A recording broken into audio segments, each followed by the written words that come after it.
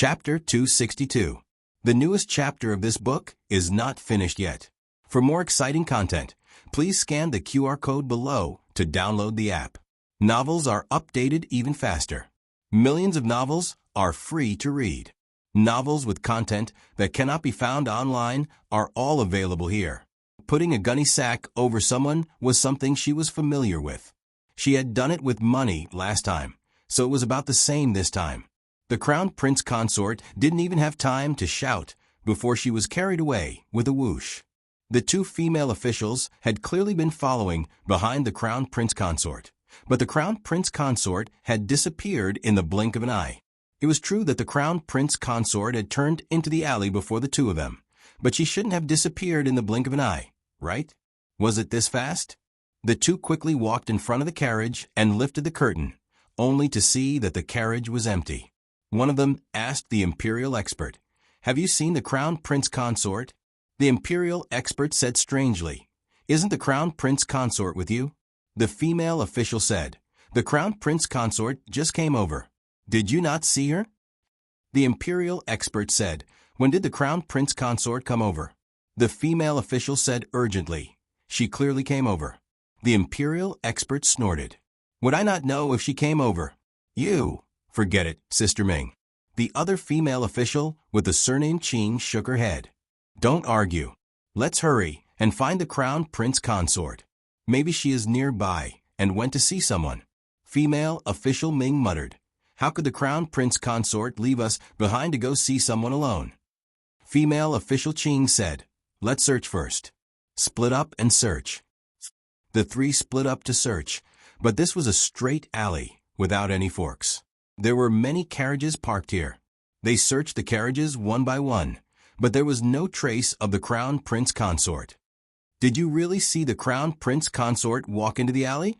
the Imperial expert asked.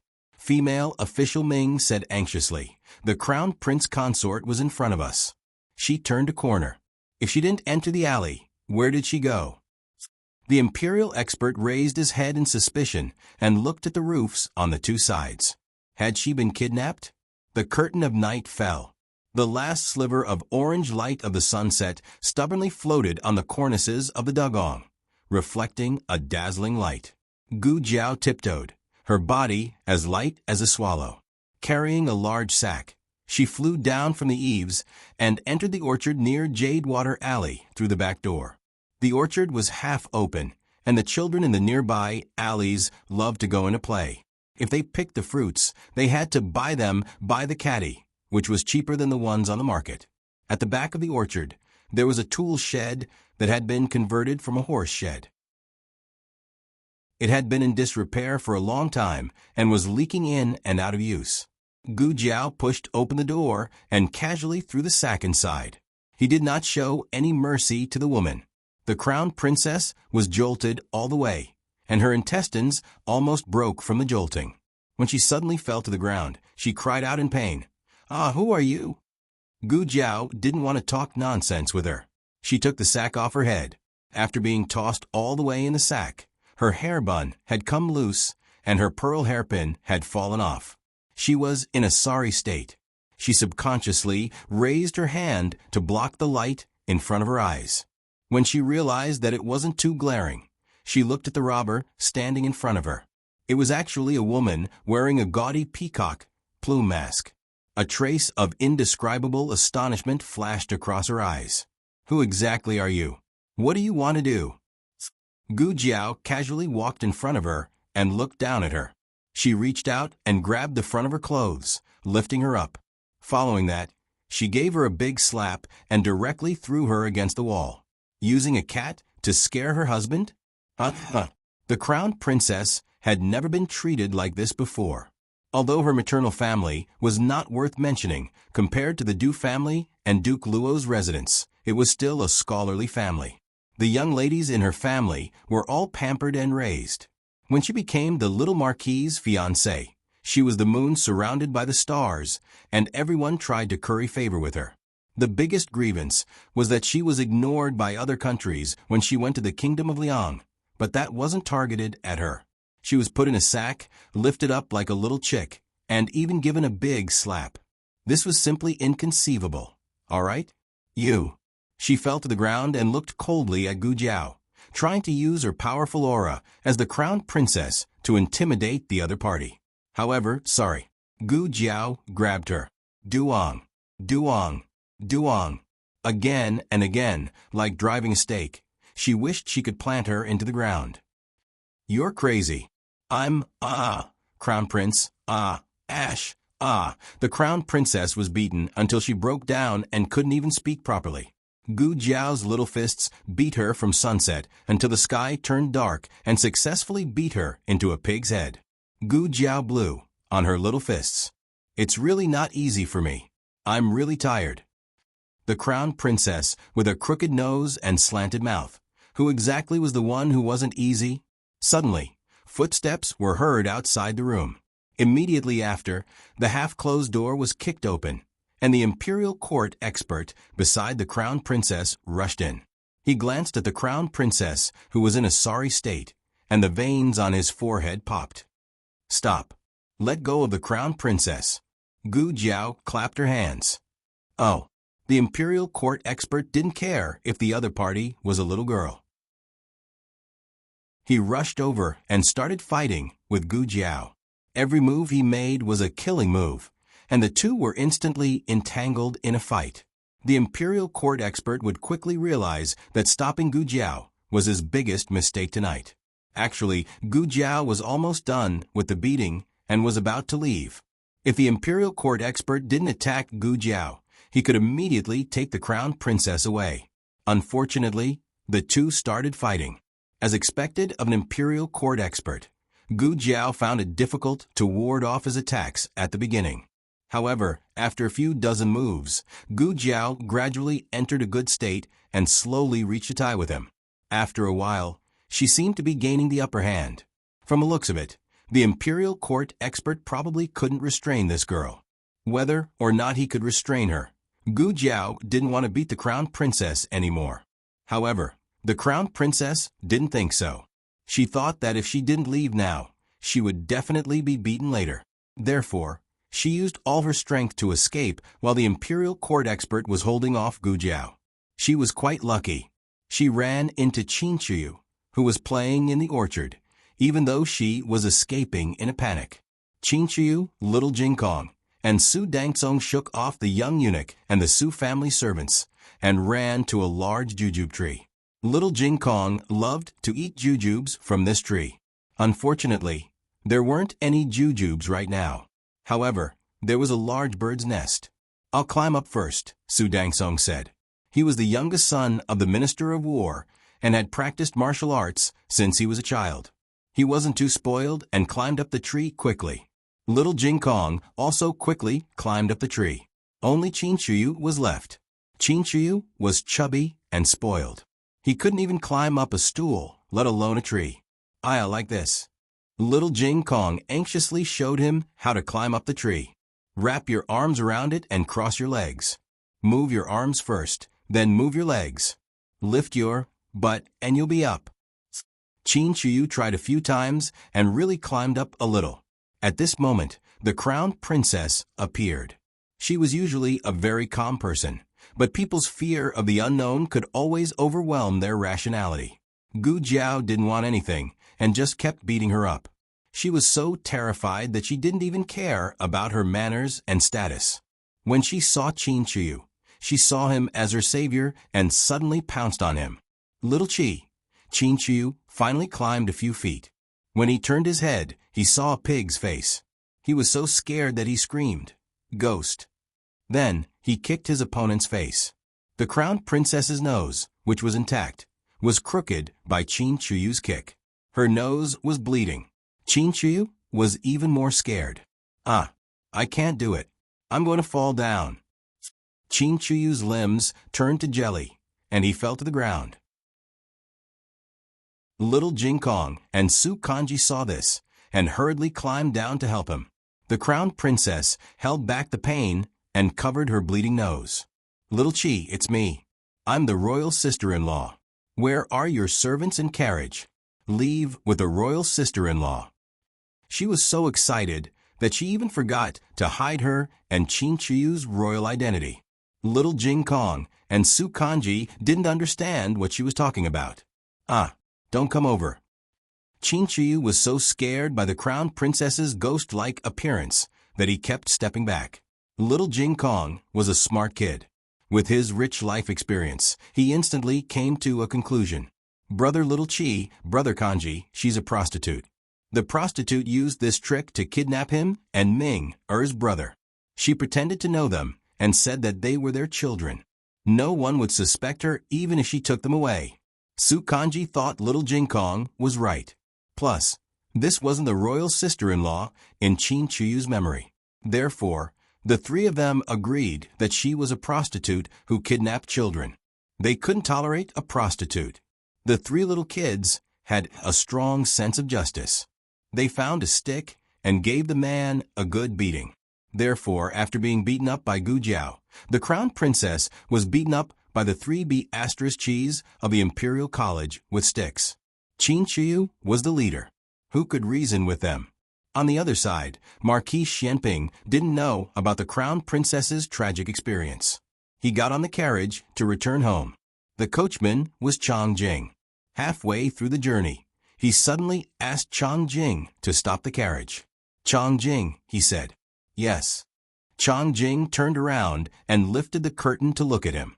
There was no light in the carriage, so it was a little dim. However, there were candlelight and moonlight on the street. The moonlight shone through the gaps in the curtains and fell on Marquis Xianping's handsome face that had been sculpted by time. Chang Jing couldn't see what was good about this person. Marquis Xianping sighed. "Is there anything you're afraid of?" Chang Jing thought about it seriously and shook her head. "No." Marquis Xianping looked at her suspiciously. "Nothing." Chang Jing lowered her head. "Cockroaches." Marquis Xianping, "You're the #1 assassin of the Dark Knight sect. You're afraid of a few cockroaches?" "Dirty," Chang Jing explained, feeling wronged. When Chang Jing was very young, she ate a few cockroaches in her food. That was someone who deliberately disgusted her. In the end, she was really disgusted. Ever since then, she would remember that she ate cockroaches. Her scalp would feel numb. Marquis Xianping raised his eyebrows and said with some pride, "At least Aheng is afraid of cats. She's better than you." The corner of Chang Jing's mouth twitched. "What sense of existence are you looking for in this?" Speaking of which, Marquis Xianping really didn't expect Aheng to be afraid of cats. Thinking carefully, he really wasn't a good father. He didn't even know about his son's taboos. Marquis Xianping was conflicted for a moment. Making up his mind, he said, "Don't go back to the manor first. Go to Bai Shui Alley. Also find me a cat." Chang Jing quickly found a stray cat on the side of the road. Marquis Xianping picked up the pitiful little stray cat and frowned. Could this thing test whether or not he was Aheng? Gu Jiao and Little Jing Kong still hadn't returned home when it was dark. Xiao Luleng decided to go out and look for them. Just as he crossed the threshold of the front yard, he saw a familiar carriage stopped at the door. Marquis Xianping sat outside the carriage, holding the stray cat in his hand with disdain. He had made up his mind to use this cat to test Xiao Luleng. However, just as Xiao Luleng walked out of the door, he instinctively stuffed the cat into Chang Jing's arms and used his broad body to block Chang Jing. His movements were too fast. Xiao Luleng didn't see the cat and only felt that his actions were strange. Xiao Luleng ignored him and walked out of the alley expressionlessly. Chang Jing looked at the stray cat that was suddenly stuffed into her arms and asked, "You're not going to test him?" Marquis Xianping sighed. "I'm not going to test him." At least he didn't need to test him like this. Why? Chang Jing didn't understand. Marquis Xianping sighed. "I'm afraid that he really is Aheng." Chang Jing looked at the stray cat in her arms and then looked at Marquis Xianping. "If it's Aheng, isn't it good?" Marquis Xianping bitterly said, "Not good. If it was him, he would be frightened by this cat." Understanding complex emotions was a killer's weakness. Just like how Gu Jiao couldn't understand Yao Shi's choices in love, Chang Jing also couldn't understand Marquis Xianping's caution in front of Xiao Luleng. Chang Jing asked, "Then you still want this cat?" Marquis Xianping faintly said, "No. Also get rid of all the stray cats in the manor." The two female officials finally found the crown princess, who had been mistaken for a prostitute in the orchard. The crown princess could no longer be described as unrecognizable. The female officials saw that Qin Chuyu was the one leading the beating and didn't know what to do. Giving the order to arrest was impossible. The crown princess was the emperor's daughter-in-law, but Qin Chuyu was the emperor and empress's son. Also, being beaten like a prostitute was too shameful. If this got out, would the crown princess still have any face? In the end, the two female officials took the crown princess away with the excuse of going to the authorities. No, dragged her away. After Qin Chuyu returned to the palace, he bragged to his father emperor about how he had chased away a prostitute and received great praise from the emperor. The Zhuang Manor. The physician removed the stitches for royal prince and changed the medicine for the last time. He reminded him to stay in bed and rest more before taking his medicine box and bidding farewell. The servants sent the physician out of the manor. Grand Tutor Zhuang gave Wu Yang a look. Wu Yang understood and walked out of the room, closing the two doors from the outside. Royal Prince leaned against the head of the bed and pulled the blanket over his injured leg. He calmly said, "It's late. Grandfather, you should rest early." Grand Tutor Zhuang's eyes were slightly cold. "Marquis Xianping has gone too far. I will avenge you sooner or later." Royal Prince looked down and sneered. Easier said than done? He is the emperor's brother-in-law and also the emperor's elder brother-in-law. He also has military power and can command hundreds of people. Who can do anything to him? Grand Tutor Zhuang's eyes became even colder. If the Empress Dowager was still in the imperial court, Marquis Xianping wouldn't have a chance to stir up trouble. Royal Prince didn't refute the mention of Empress Dowager Zhuang. She was indeed a strategist and controlled the affairs of two dynasties. When Marquis Xianping was still playing in the mud, she was already the most favored empress. However, no matter how powerful a person was, there would be times when the horse stumbled. How did she get leprosy? Grand Tutor Zhuang coldly said, "You've misjudged Xiao Lulang. I'm afraid that he already recognized the Empress Dowager. From the beginning, his goal of getting close to the Empress Dowager wasn't simple. It's a pity that we were all kept in the dark." In order for him to bring the Empress Dowager to the capital, he persuaded the emperor to reopen the Imperial College. Fortunately, the Imperial College hasn't fallen into the emperor's hands. There is still room for redemption.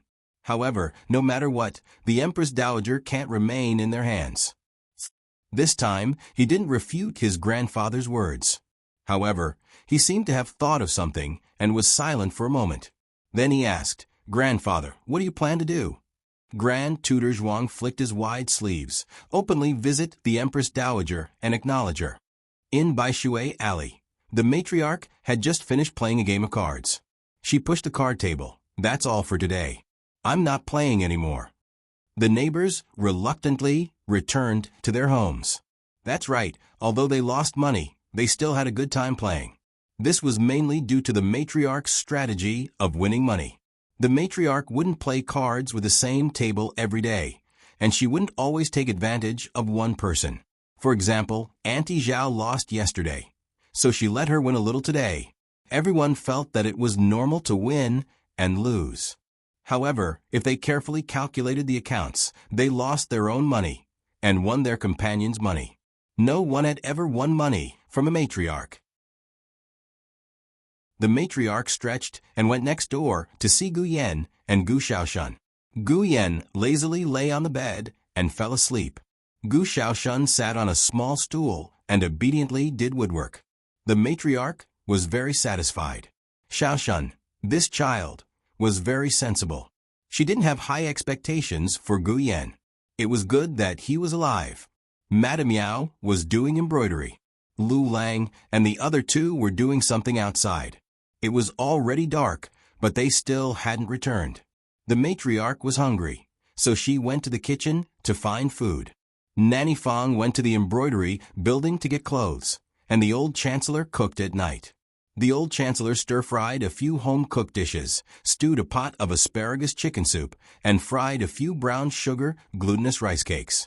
Next was the food that was specially made for little Jing Kong: lily egg soup, tofu, vegetarian meatballs, and stir-fried vegetable shrimp. "Have the children come back?" the old chancellor asked. His tone was familiar, and his address was natural. It was exactly the same as when Uncle Zhao and Aunt Zhao talked about their children. Not yet. The matriarch began to look for food. Here. The old chancellor seemed to have known that she would be hungry, so he took out a small plate of brown sugar glutinous rice cakes. This plate of glutinous rice cakes was sprinkled with white sesame seeds. The children didn't like to eat brown sugar glutinous rice cakes sprinkled with white sesame seeds. The matriarch didn't feel that there was anything wrong. She held the plate, sat down on a small stool, and slurped the glutinous rice cakes.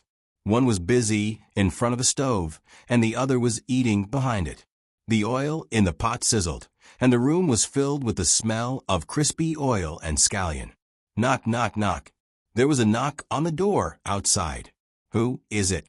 Yao Shi put down her embroidery and walked out. The old chancellor quickly walked out of the kitchen and said to the naked Yao Shi, "Let me do it, let me do it." "Okay." Yao Shi obediently returned to the room. The courtyard door was actually half closed, so it shouldn't be a neighbor. Otherwise, they would have directly pushed the door open and entered. "Who is it?"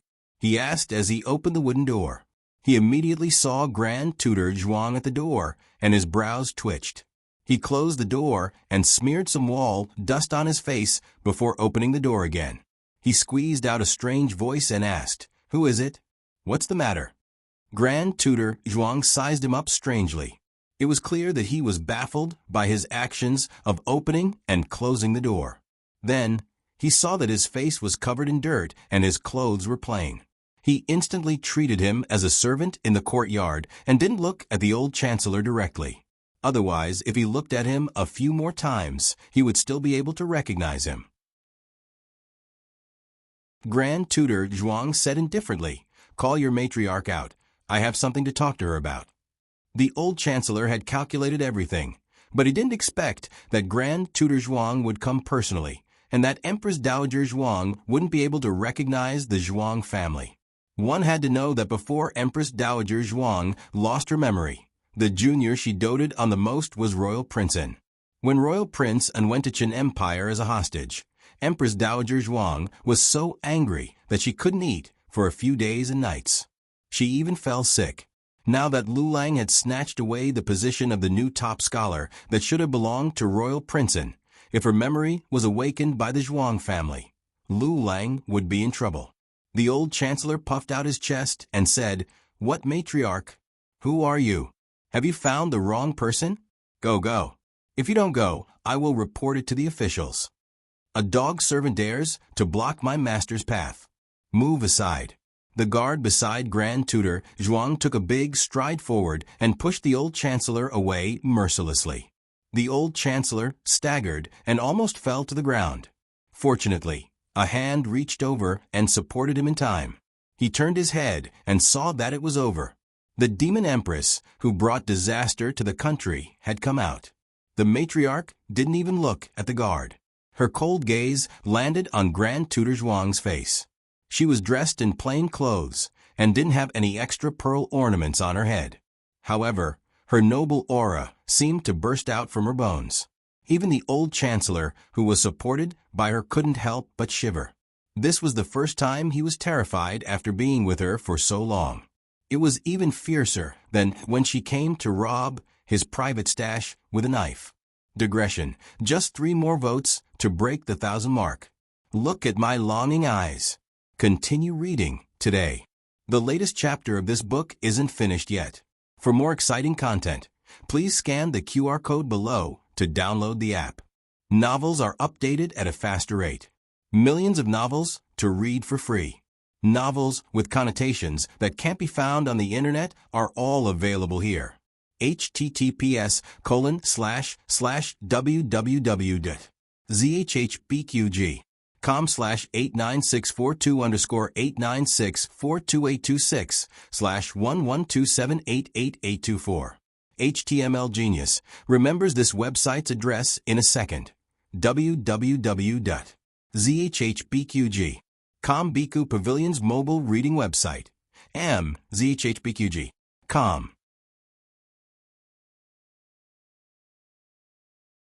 Chapter 263.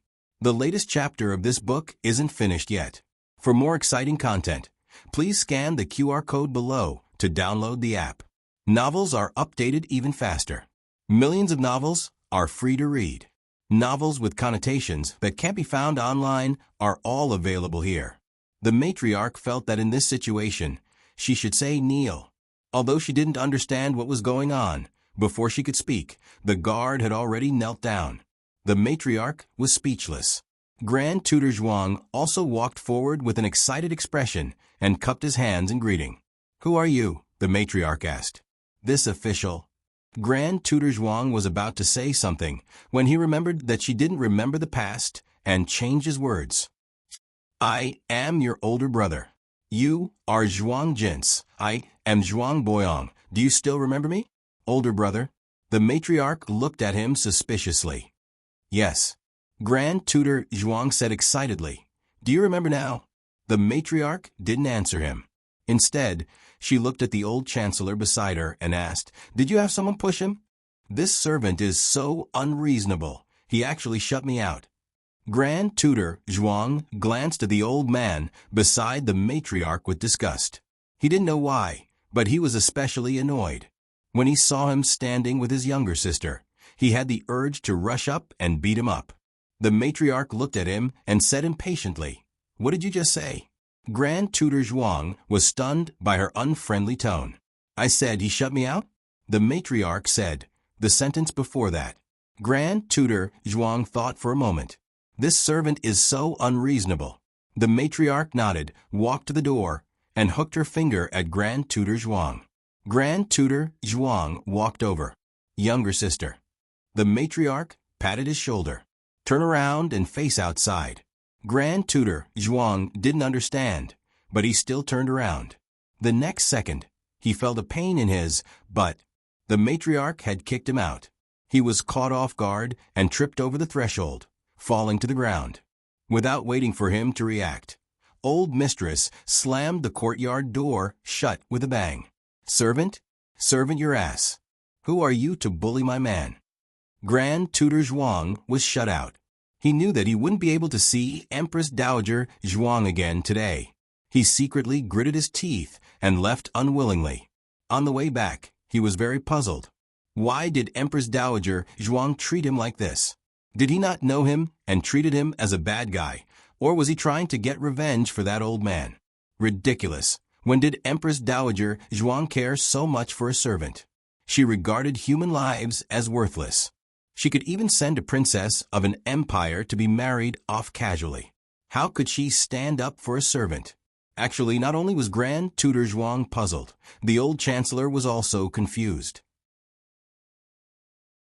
He would believe it if Zhuang Jins took a knife and cut him into pieces, but he didn't dare to believe that Zhuang Jins would stand up for him. But he didn't believe that it had happened. He wasn't a fool, and he wouldn't deceive himself by thinking, "Oh, she's not doing this for me. She might be wary of strangers." You're already half a foot in the grave. Can you have some shame? The old chancellor touched the bridge of his nose and said embarrassedly that he wanted to say thank you, but he couldn't. Both master and disciple had the same temperament. When they were fooling people, they would talk loudly without being stuck. But when it came to the crucial moment to set off the atmosphere, they would be tongue-tied. The old lady didn't have his kind of awkwardness at all. She only did something that couldn't be any more normal. She walked towards the kitchen carelessly. The glutinous rice cake wasn't finished yet, and it would get cold if she didn't eat it. The old chancellor looked at her anxious back view and guessed that she was going to find food. Was this foodie still that all-powerful demon empress who brought disaster to the country? For the first time, the old chancellor had doubts about his own cognition. Could it be that Zhuang Jin's nature wasn't as bad as what he saw? Or perhaps he had misunderstood Zhuang Jin's in the past. Everything else could be cleared up, but the matter of her using the former emperor's dragon body to make a deal definitely couldn't be cleared up. Other empresses were racking their brains to seize the emperor's favor, but she took the green token to her own palace of earthly tranquility. If one wanted to get the token, they would have to pay first, and the highest bidder would sleep. She even set up a reward. If one was pregnant with a dragon seed, they would be rewarded with 1,000 taels of silver. If one was born safely, they would be rewarded with 2,000 taels of silver. If one gave birth to a prince, they would be able to serve the former emperor for free once. How much silver did she earn? She couldn't even count it. However, what was even more infuriating was that the former emperor had been kept in the dark, and was even complacent that he had such a virtuous empress who would always find beauties for him. That was how Zhuang Jin's title of virtuous empress came about. When the former emperor found out the truth, it was already too late. The power of the imperial court had already fallen into the hands of Zhuang Jin's and the Zhuang family. The former emperor died with hatred. Zhuang Jin's dethroned the crown prince and supported the current emperor to become the emperor. She then began her 20 years of ruling from behind the curtain. Zhuang Jin's, oh Zhuang Jin's, what kind of person are you? If one day you remember who you are, will you return to the original Zhuang Jin's or continue to be the grandaunt of Lulang and Jiao Jiao? Xiao Lulang went to the orchard to pick up Gu Jiao and little Jing Kong, who were on their way back. Both the adult and the child were very refreshed, as though they had done something amazing. Little Jing Kong was jumping up and down happily. He was happy to hit a beggar. He was happy to meet Jiao Jiao. Today was another day for him to be arrogant and brave. The two adults and one child returned home. Gu Jiao went to fetch water for little Jing Kong to wash his hands. The old chancellor called for dinner and started to set the table. Gu Xiaoshan shook Gu Yan awake. Time to eat. Gu Yan rubbed his sleepy eyes and turned over lazily. I'm not eating, I want to sleep. Gu Xiaoshan said, eat before you sleep. No. Gu Yan covered his head with the blanket. Suddenly, a pair of small icy hands reached in and held Gu Yan's face. Gu Yan was jolted awake by the cold. He lifted the blanket and sat up. Little monk, are you itching for a beating? Little Jing Kong ran to the door and made a face at him. Ha ha. You wait. Gu Yan quickly got out of bed. Little Jing Kong waved his small arms to complain. Jiao Jiao. Jiao Jiao. Brother Yan wants to hit me. Gu Yan grabbed the feather duster. You're not allowed to complain blindly. You're the one who attacked me sneakily. The two little masters quarreled, and the chickens and dogs in the courtyard also began to quarrel. It was a mess every night. The old chancellor thought to himself that if someone dared to make a ruckus in front of Empress Dowager Zhuang in the past, that person would have been dragged out to the 10 feet of red. Unlike now, she was eating melon seeds while watching the bustling scene. After dinner, the old chancellor saw that there was no one around. So he asked the old lady a question, that aren't you afraid that person is really your brother? The old lady gave him a despising look. How is that possible? Isn't Lulang the only one left in my family? Ah, yes, yes. The old chancellor didn't dare to deny, for fear that he would accidentally say something wrong. But looking at her heartless look, he suddenly couldn't bear it. He asked, what if? What if you still have a family with power and influence? Will you want to go back? Something is wrong with you. The old lady looked at him suspiciously. She put the melon seeds on the stove and picked up a kitchen knife. Tell me honestly, are you hiding money from me again? The old chancellor was speechless. The old chancellor felt that it was necessary to mention to Xiao Lulang about Grand Tutor Zhuang's visit. At night, after everyone fell asleep, Xiao Lulang was called to the next room by the old chancellor. After telling him about Grand Tutor Zhuang, Xiao Lulang wasn't surprised at all. The old chancellor was puzzled. You already knew that the Zhuang family knew. Xiao Lulang didn't hide. When I was in the countryside, Princeton came to my house. That was so early. The old chancellor was stunned. He knew that royal prince and had gone to a small county. That was before the provincial examination. It had been almost a year since then. The old chancellor muttered, "It seems like the reopening of the directorate is related to the Zhuang family. Even if you didn't become the top scorer, the Zhuang family would let you come to the directorate. They know your situation very well and knew that you would bring your family along. Zhuang Jins would then be able to enter the capital openly." The old chancellor suddenly called the old lady by her full name. Xiao Lulang was slightly stunned and glanced at the old chancellor. However, the old chancellor didn't notice anything wrong, so Xiao Lulang didn't say anything. The old chancellor was immersed in his own thoughts and continued, "Now that you are the top scorer and Marquis Xian Ping openly approached you, the Zhuang family must think that you have sided with His Majesty and Marquis Xian Ping's residence and want to be their enemy. Therefore, they can't put Zhuang Jins in your hands. Look, Grand Tutor Zhuang was rejected today, but he won't let it go." The old chancellor was right. Grand Tutor Zhuang didn't give up on bringing Empress Dowager Zhuang back. Since the soft approach didn't work, then he would use the hard approach. It was naturally impossible to make a move on Empress Dowager Zhuang. Not to mention whether it was a capital offense or not, Empress Dowager Zhuang was a noble person. If something went wrong, they couldn't bear the responsibility. Thus, Grand Tutor Zhuang glanced at the person beside Empress Dowager Zhuang. Xiao Lulang was too cautious. It was said that the girl had some skills, but it wasn't easy to succeed. It was said that the girl's mother also lived there. Unfortunately, she didn't go out at all, so it wasn't easy to succeed. Then, there were only 3 children studying in the directorate and Qinghe Academy left. The younger one always mingled with the son of the Minister of War and the 7th Prince. It was easy to alert the enemy.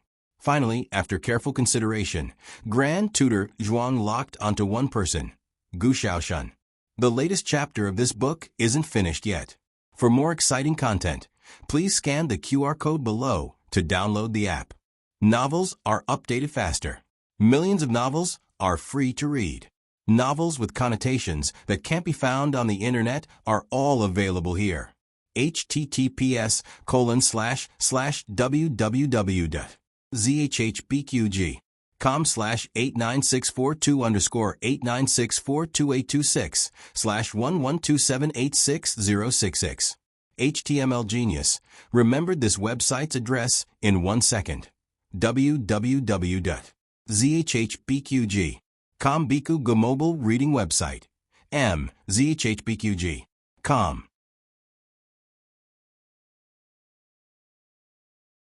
Chapter 264. The latest chapter of this book is not finished yet. For more exciting content, please scan the QR code below to download the app. Novels are updated even faster. Millions of novels are free to read. Novels with content that cannot be found online are all available here. Gu Yan kicked off his blanket at night and coughed a little in the morning. Yao sure was worried about him, so she did not let him go to school. Naturally, she did not go to Master Lu and Nan Xiang's place to learn after school. Gu Xiaoshan still went. Lu Quan sent him there. In the past few months, Master Lu basically did not teach Gu Xiaoshan too many technical things. He just let Gu Xiaoshan whittle the wood over and over again. Gu Xiaoshan did not show any impatience, nor did he ask when he would stop whittling wood. Master Lu felt that this child was very calm. Gu Xiaoshan, it's mainly because studying is too boring. In comparison, cutting wood is simple and easy. I don't even need to use my brain. After cutting wood, Gu Xiaoshan went to eat at his master and master's house as usual. The food was usually cooked by Nan Xiang. Nan Xiang's cooking was not very good. She even disliked eating it. Gu Xiaoshan, however, did not seem to dislike it at all. Whatever Nan Xiang cooked, he would eat it. He did not waste a single mouthful of soup. Because of this, Nan Xiang also felt that Gu Xiaoshan was very good. Gu Xiaoshan, it's mainly because brother-in-law's cooking is too bad. After tasting brother-in-law's cooking, master's wife's cooking is already at the level of a chef. After finishing today's lesson, Gu Xiaoshan said goodbye to his master and master's wife. He sat on the carriage to go home. At this time, the sky was already dark. It was not like the previous days where there would be a sunset glow. Today, the sky was gray, as if there was a huge black curtain pressing down. "It's going to rain," Lu Quan said. Gu Xiaoshun did not like sitting in the carriage. He liked sitting outside. Hearing Lu Quan's words, he lifted the curtain and sat out. He said to Lu Quan, "Master said that if it rains, he won't come. The mountain roads are hard to travel on. He's afraid of accidents." Lu Quan could hear his regret. He smiled and comforted him. "It's only going to rain for a day or two. It's not a big deal. You can come again soon." Gu Xiaoshun nodded. The two of them chatted for a while. The air was stuffy, and it seemed like it was going to rain heavily. Gu Xiaoshun was thinking about how many days it would take for them to come over. Suddenly, she heard Lu Quan cry out. Lu Quan pulled on the reins and stopped the carriage. "What happened?" Gu Xiaoshun asked as she looked ahead. She saw a person lying down on the mountain road in front of the carriage. The person was hugging his knees and looked like he was in great pain. That person screamed, My leg was broken by you guys broken. This." Lu Quan wanted to go down to take a look, but Gu Xiaoshun stopped him. This was a scammer. Back when he was a bully in the countryside, Gu Xiaoshun had seen a lot of such tricks. They could fool others, but not him. Seeing that Gu Xiaoshun and Gu Yuxing did not respond, the man's eyes flashed and he continued to wail, My leg," Lu Quan whispered. "It's not good for him to just lie there." Gu Xiaoshun shouted, "Run him over." That person looked at Gu Xiaoshun and saw Gu Xiaoshun take the whip from Lu Quan's hand and whip the horse. The horse was in pain and neighed twice as it galloped forward. That person saw that the situation was not good and did not care about the scam anymore. He quickly got up from the ground and ran away. Lu Quan was stunned. How could it be like this? The matter was far from over. That person saw that the scam was not working.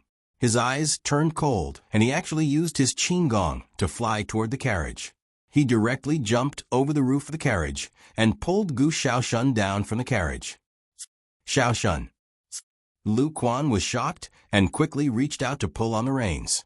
However, that person seemed to have expected Lu Quan to do so. Before he got down from the carriage, he slapped the horse with his hand. This slap was infused with internal energy, and it hurt the horse badly. No matter how Lu Quan pulled on the reins, it could not stop. After Gu Xiaoshun was held hostage by that person, he was very unhappy and pulled away the other person's hand that was grabbing his collar. "What are you doing?" Two big men pulling and pulling each other. What a scandal. Don't you have any shame? The corner of that person's mouth twitched. "You're a big man? Have you grown hair?" Gu Xiaoshun said unhappily, "Do you want to see?" That person said, "If you listen to me, I'll let you suffer less." Gu Xiaoshun retorted, "Why don't you listen to me and let me let you suffer less?" That person. Did he mean it the way he understood it? How old was this kid? How could he speak like a hooligan? Also, how could he tell that he was the one below? Cough. Forget it. This was an important hostage. Before the Empress Dowager returned to the Zhuang family, the hostage had to be unharmed. That person decided to endure it. He grabbed Gu Xiaoshun's shoulder and was about to take Gu Xiaoshun away. Unexpectedly, Gu Xiaoshun wrapped one arm around him and broke free from his grasp. Gu Xiaoshun broke into a run. Want to run? It's not that easy. That person snorted coldly and lightly jumped up to chase after him. However, just as he was about to use his qinggong and leap up, a silver needle suddenly flew from behind him and pierced through his thigh with a whoosh. He groaned and fell from the air. He looked at his thigh in disbelief and then looked at the silver needle stuck in the ground. His expression changed greatly. Tanghua needle? Someone from the Tang sect? How could someone from the Tang sect appear in the Zhao country? And they were secretly protecting that kid? Wasn't he just a rash kid from the countryside? How could he be related to the Tang sect, which was not part of the 6 countries? That person didn't dare to chase after Gu Xiaoshun anymore. He gritted his teeth and left. After a while, Master Lu and Nan Xiang slowly walked out from behind the big tree. Master Lu walked over and wrapped his hand in a handkerchief. He pulled out the Tang Hua needle from the ground and said to Nanxiang, "Wife, you like that kid that much? You even use Tang Hua needles. I haven't seen you use Tang Hua needles in 10 years. Nanxiang reached out her hand wearing a silver glove and took the Tang Hua needle. "It's all right. It's quite interesting." Gu Shaoshan ran forward, as if he was reincarnated, and finally caught up with the carriage that was parked at the foot of the mountain. He looked back and saw that the other party couldn't catch up.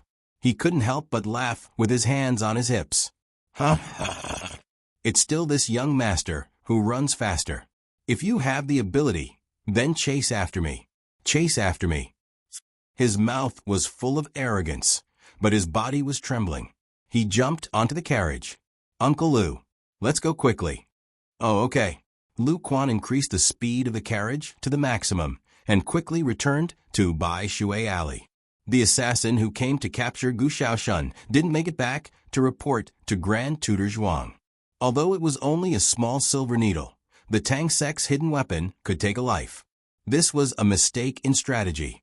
He originally thought that he had picked the weakest persimmon, but he didn't expect that the persimmon had a durian that could kill people. Grand Tutor Zhuang waited for a long time, but didn't hear a reply from his subordinates. He guessed that he had made a bad start. He deeply furrowed his brows. "This won't do, that won't do. Do we really have to directly capture the Empress Dowager?" While Grand Tutor Zhuang was racking his brains to get close to the Empress Dowager, someone had effortlessly seen her. Marquis Xianping had come to find Xiao Lulang again. He had thought about it. Using a frightening method to test him was not advisable, but he could first think of a way to stay with him. Today, he wasn't looking for Xiao Lulang. He was looking for his daughter-in-law, whom he had never met. And he was really smart. "Chang Jing, knock on the door," he ordered. Chang Jing let out an "oh" and walked forward. She raised her hand to knock on the door. Before she could knock, the door opened from the inside with a creak. The old chancellor and the old madam walked out. The two were going next door to play cards. Just as they reached the door, the old chancellor stopped. He saw Marquis Xianping. Marquis Xianping naturally also saw him. Seeing him come out from Xiao Liulang's courtyard, Marquis Xianping wasn't too surprised. After all, he knew that he lived next door. No matter if Xiao Lulang was Aheng or not, the old chancellor and him were neighbors. But the person beside him, Marquis Xianping, looked at the old madam. A trace of astonishment flashed through his eyes. The old chancellor wanted to close the door, but it was too late. He could only quickly move a step to the side and block the old madam behind him. Unfortunately, Marquis Xianping had already seen it. Marquis Xianping narrowed his eyes dangerously. The aura around his body instantly turned cold. "Old madam, why are you blocking me?" "Old chancellor, don't speak." Marquis Xianping clenched his fists little by little, making a cracking sound. The old chancellor pondered. It's over. What I'm afraid of comes." This guy found Zhuang Jin's. Imperial Tutor Zhuang left, but Marquis Xianping came. This is going to ascend to heaven.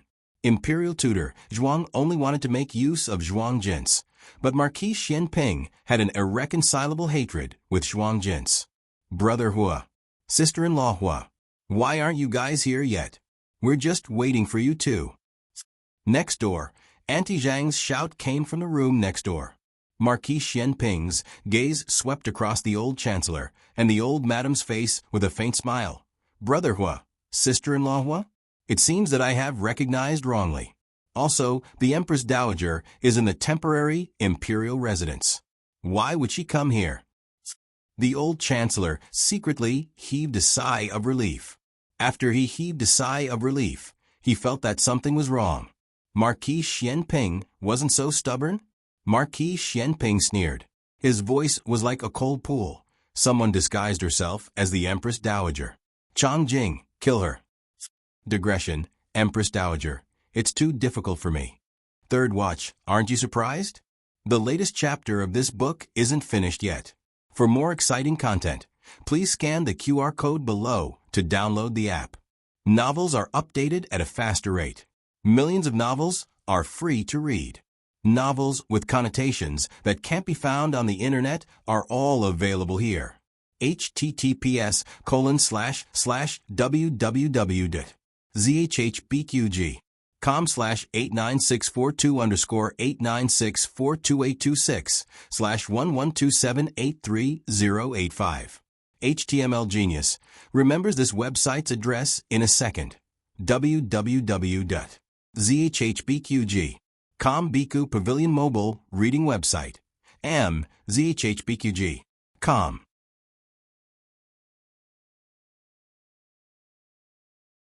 Chapter 265. The latest chapter of this book isn't finished yet. For more exciting content, please scan the QR code below to download the app. Novels are updated even faster. Millions of novels are read for free. Novels with connotations that can't be found on the internet are all available here.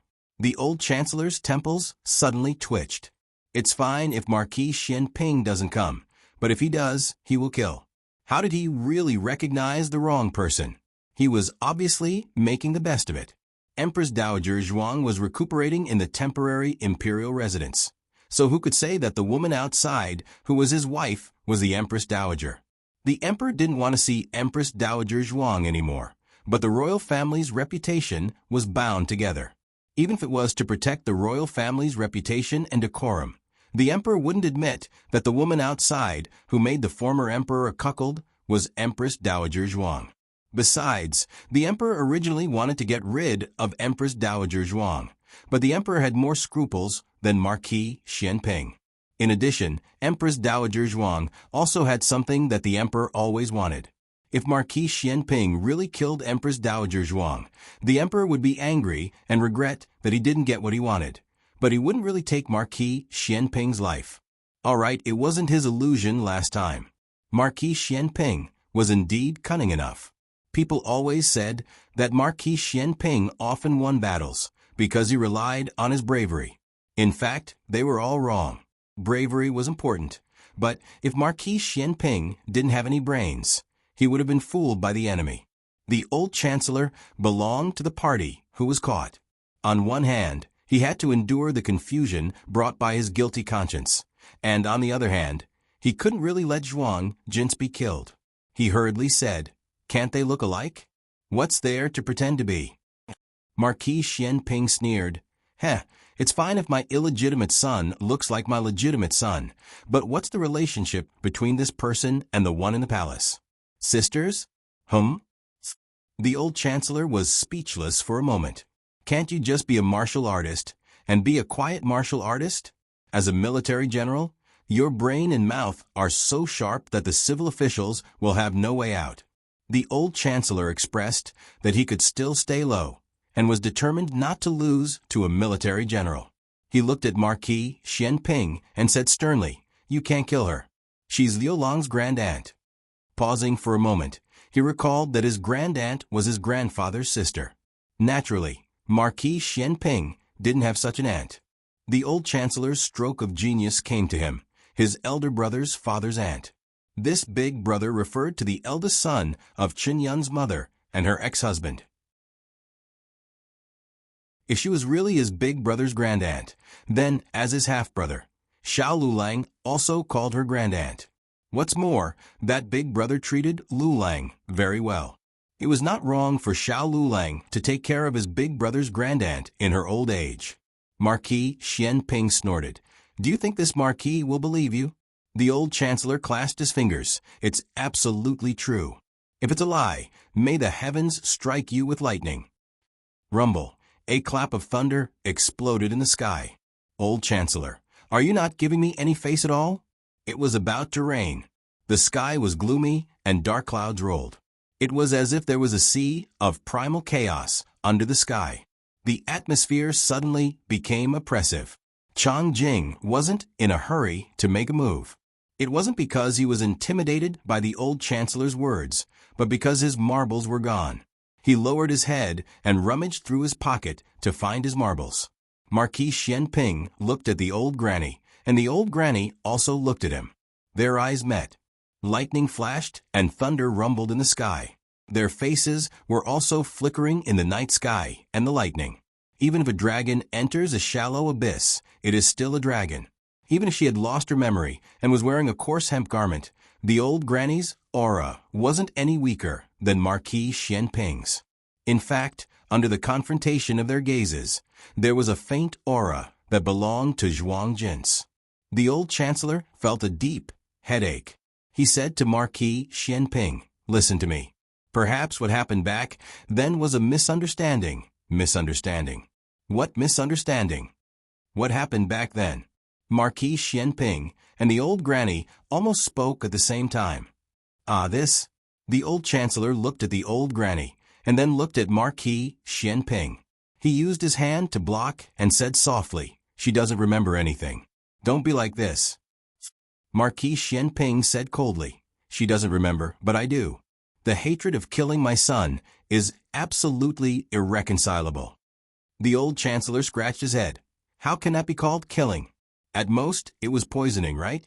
It was something that happened when Ahung was 4 or 5 years old. She was poisoned in the palace. It was said that it was done by the Empress Dowager. Marquis Xianping said coldly, "Not killing is not considered killing? My son not dying is my son's luck. It's not an excuse for her to absolve herself." "I harmed your son?" The old granny couldn't remember, but she wasn't in a hurry to absolve herself, because she often felt that she was indeed full of evil tricks. Maybe she really was an evil person in the past. Marquis Xianping didn't care why Zhuang Jin appeared here. He didn't need to ask the reason or the process.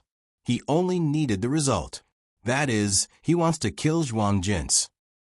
Chang Jing, are you deaf or stupid? Do you not understand human language? Why aren't you doing it? Found it. Chang Jing dug out the marble that fell into her pocket and put it into another pocket that was still intact. Her expression turned cold and she switched to killer mode in a second. "Aya, Lu Lang, you have returned." The old chancellor looked behind Marquis Xianping. Taking advantage of Marquis Xianping's slight pause, he pulled the old granny's hand and returned to the house. Closing the door with a bang, he locked the door. "Leave through the back door," he said to the old granny. Did something happen? Yao Shi heard the movement and came out. Nothing. Quickly returned to the house. The old chancellor waved his hand at Yao Shi. Marquis Xianping's target was Zhuang Jin's. He wouldn't kill the innocent. He wasn't worried about Yao Shi's safety. He pulled the old granny and escaped through the back door. The most important thing was to quickly find Lu Lang. Only he could stop Marquis Xianping. But just as the two crossed the threshold of the back door, they saw Chang Jing standing in front of them with a murderous look. Old Chancellor took in a breath of cold air. They couldn't go back. Marquis Xianping was blocking the front door. "That, little brother, can we discuss?" The old chancellor smiled and suddenly rushed over to hug Chang Jing. He said to the old granny, "Quickly go. Go find Lu Lang. He's at Lin Brat's house." Lin Qingye's house was nearby, and it would only take a quarter of an hour to walk there. But how could the old chancellor hug an assassin like Chang Jing? Chang Jing lifted him up. Chang Jing wasn't interested in people other than his target. After throwing the old chancellor to the side, he stretched out his hand to kill the old granny. He only used his hand to grab the back of the old granny's neck, and with a gentle twist, he actually broke her neck. At the crucial moment, a small figure flashed over and blocked in front of the old granny. He raised his small arm and blocked Chang Jing's arm. Chang Jing used his right hand, but no one knew that his dominant hand was actually his left hand. He raised his left hand and slapped towards Gu Jiao. Gu Jiao received this palm forcefully, and the huge force forced the two of them to move back 2 steps. Chang Jing looked at Gu Jiao in astonishment and then looked at his own hand. He was actually able to receive a palm from him. Gu Jiao thought, "Ugh, half of my arm is going to be numb. Where did this expert come from? Great-aunt, granduncle, you two leave first." Gu Jiao stopped Chang Jing and said to the two of them. The old chancellor didn't care about being pretentious and courteous as he pulled the old granny and sprinted towards Lin Qingye's residence. Of course, he didn't forget to turn back and remind Chongjing. She's the daughter-in-law of Marquis Xianping. You're not allowed to use your true strength. His words were effective as Chongjing's murderous aura was reduced by half. Chongjing's martial arts was much higher than those experts in the martial arts school. Even if his murderous aura was reduced by half, it wasn't that easy for Gu Jiao to defeat him. Of course, it was also slightly difficult for Chongjing to get rid of Gu Jiao. The two of them started to fight intensely. The old chancellor brought the old granny and sprinted nonstop. The reason why they could still run at this age was mainly due to Gu Jiao's good daily care. Their bodies were much more robust than before, and the old chancellor even faintly felt that they had more black hair. However, misfortunes never come singly. Even though they got rid of Marquis Xianping and Chongjing's evil clutches, they encountered a group of masked men in black. The men in black blocked the entrance of the alley. In order to get to Lin Qingye's house as soon as possible, the old chancellor brought the old granny to take a shortcut, which was secluded, and almost no one passed by. This also meant that there weren't any officials patrolling nearby. It's over, it's over. This is what it means to have a wolf in the front and a tiger in the back. The other party didn't come with good intentions. It didn't seem good whether they were captured by them or killed by Chongjing when they got back. Who are you people?" the old chancellor asked vigilantly. More than 10 men in black opened up a path with a swoosh. There was a carriage parked behind them. Hearing the question, the curtain of the carriage was lifted and Grand Tutor Zhuang walked down from the carriage. Grand Tutor Zhuang put his hands in his wide sleeves with an arrogant and calm expression. He strolled to the front of the two people and took a glance at the old granny and the old chancellor. His gaze turned cold. "So it's you." No wonder he felt something was wrong when he saw them at Jade Water Alley last time. It turned out that they were acquaintances. No wonder he closed the door in a panic, and no wonder he didn't have the face to see people. "Why are you here? And with the Empress Dowager?" Before Chancellor Huo resigned, he fought with the Empress Dowager to the death. They fought for 2 dynasties from the reign of the late emperor to the current emperor. It wasn't an exaggeration to say that they were sworn enemies. Yet they appeared at the same place at the same time and were even close. There should be something he didn't know, but he couldn't think about it in detail now. The most important thing now was to bring the Empress Dowager back. Grand Tutor Zhuang's gaze landed on the old chancellor's hand, which was holding the old granny's wrist. His expression changed, and he shouted sternly, "Impudent! Is the Empress Dowager's phoenix body something an old man like you can profane? Not to mention pulling her wrist. He couldn't even pull the corner of her clothes." The old chancellor withdrew his hand with a guilty conscience. Grand Tutor Zhuang didn't dare to speak sternly to the old granny. He said gently, "Sister, go back with Big Brother." The old granny looked at him with disdain. "Get lost." Grand Tutor Zhuang was speechless. Grand Tutor Zhuang took a deep breath and told himself that the Empress Dowager had only lost her memory. Her words weren't her original intention, and it wasn't the Empress Dowager's imperial decree. When the Empress Dowager remembered her identity, she would forgive him for what he had done today. He turned his head and ordered the man in black, "Take the Empress away. That person," he glanced at the old chancellor, "get rid of him." The Empress Dowager of a country actually had an affair with a man outside. Once this kind of scandal was spread out, facing the public censure would be a light punishment. Her reputation and status would probably be lost. The emperor was worried about not having an excuse to pull the Empress Dowager down, so he couldn't give the emperor any chance. The old chancellor said coldly, "Zhuang Boyong, you're crazy. Are you going to kill people on the streets?" Each and every one of them really didn't take human life seriously. Grand Tutor Zhuang said indifferently, "You tried to assassinate the Empress Dowager. I killed the assassin, so what crime am I guilty of?" After saying that, he made a killing gesture and ignored the old chancellor. On the other side, Gu Jiao and Chongjing's 4 hands were tied together. This fellow's martial arts was too high. Gu Jiao's strength had only recovered to 30% of her previous life strength, so she really couldn't beat this fellow to death. Suddenly, Gu Jiao saw the pearls in his pocket. She remembered the first time she saw him. He seemed to be looking for pearls on the ground. Gu Jiao's eyes flashed, and she used one knee to hit his lower abdomen. Chang Jing instinctively freed his hand to block her attack. Gu Jiao freed her hand and tore off his pocket. His marbles rolled all over the ground. Chang Jing thought, his marbles. Chang Jing ignored Gu Jiao and went to pick up the pearls. Gu Jiao hurriedly chased after the old chancellor and her grand-aunt. It was as if a hole was torn in the sky, and it started to rain heavily. The old madam and the old chancellor were separated by the men in black.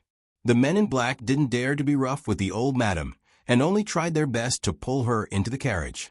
They weren't so polite to the old chancellor. The old chancellor was kicked to the ground and was in so much pain that he almost couldn't straighten his body. "Stop," the old madam said to Grand Tutor Zhuang. Grand Tutor Zhuang turned a deaf ear. "Empress, please get on the carriage." One of the men in black pulled out his sword and slashed towards the old chancellor's neck. Suddenly, a silver needle pierced through the thick curtain of rain and pierced the wrist of the assassin in black. The assassin in black felt a pain in his wrist, and the long sword in his hand fell to the ground. The rest of the people saw the situation and looked towards Gu Jiao.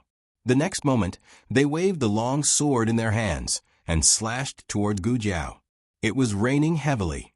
Gu Jiao shuttled back and forth in the rain of swords as several people surrounded her. Gu Jiao leaped and pressed down on the head of one of the men in black. She rolled over his back and pulled out the sword at his waist and cut off a long sword that was swinging towards her. She held the sword and knelt on the ground with one knee. Her eyes were like torches, and her whole body was emitting a terrifying murderous aura. These people weren't as skilled as Chang Jing. She quickly opened up a path and arrived behind the old madam. However, the moment she pulled the old madam, one of the men in black placed his long sword on the old chancellor's neck. "Don't move. Otherwise, I'll kill him." Gu Jiao suddenly threw the dagger in her hand and smashed that man's long sword. Gu Jiao took a few steps forward and caught the dagger that fell from the air. She kicked the man to kneel on the ground and grabbed his hair. She could cut his throat with just one slash. Gu Jiao had been here for a long time and had been very restrained. She didn't use weapons and only used silver needles that didn't have blood because blood would make her excited. Her godfather said that she was the perfect tool to kill. Probably so. She did surgeries not to save people's lives, but for her own cultivation. She had to control her ruthlessness. However, her blade had already cut the skin of the other party, and fine blood slid down the blade along with the rain. The ruthlessness in Gu Jiao's body began to stir, and her hand that was holding the dagger began to tremble. As long as she killed one, she would kill the last one. Jiao Jiao. Suddenly, the old madam grabbed her hand and wrapped the back of her young hand with her palm that had lost its luster due to old age and was covered with wrinkles. "Jiao Jiao, be a good girl and come to Grand-aunt." The voice was clearly in her ears, but it seemed to come from above the water. "Jiao Jiao, Jiao Jiao."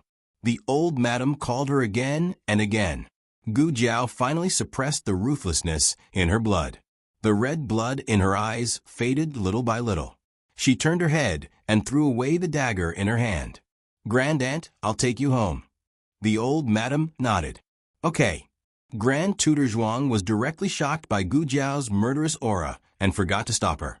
The men in black also looked at Gu Jiao with fear. They pointed their swords at her while carefully avoiding her. Her strength wasn't only in her skills. It was also in her aura that wanted to kill everyone in the world. It was simply too terrifying. Therefore, even if Gu Jiao was following beside the old madam and was obediently letting the old madam hold her hand, no one dared to act rashly. The change happened the moment they turned to leave. The rain was too heavy, and a building that was on the verge of collapse couldn't withstand the washing of the heavy rain. The beam snapped and the huge roof tilted down, smashing towards Gu Jiao and the old madam. Everything happened too quickly, and old chancellor didn't even have time to pounce over and knock them away. Gu Jiao's ears twitched and she raised her head. The huge roof came pressing down like a glacier, and even she couldn't push it away. She turned around and protected her grandaunt's waist with one hand and the back of her head with the other.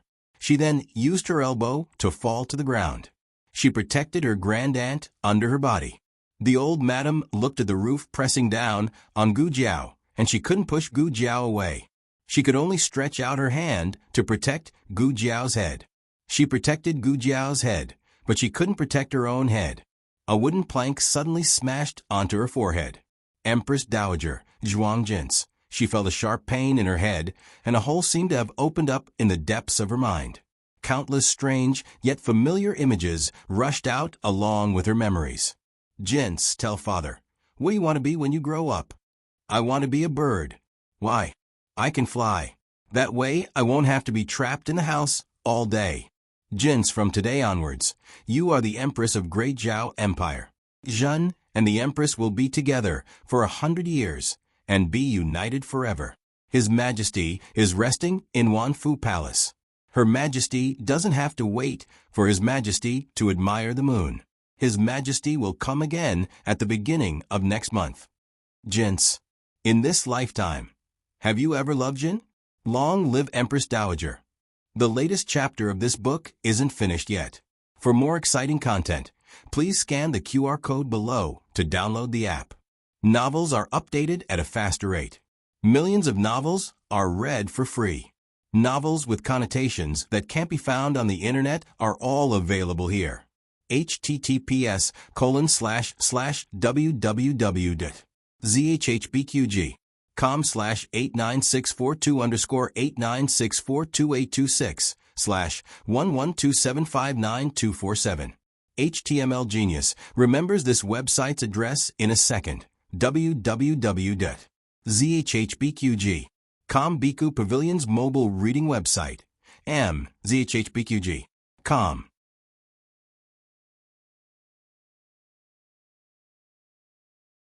Chapter 266. The latest chapter of this book is not finished yet. For more exciting content, please scan the QR code below to download the app. The novel is more complete and updated faster. Millions of novels are free to read. There are novels with connotations that can't be found on the internet here. When Gu Jiao woke up, she found herself lying on a dry bed.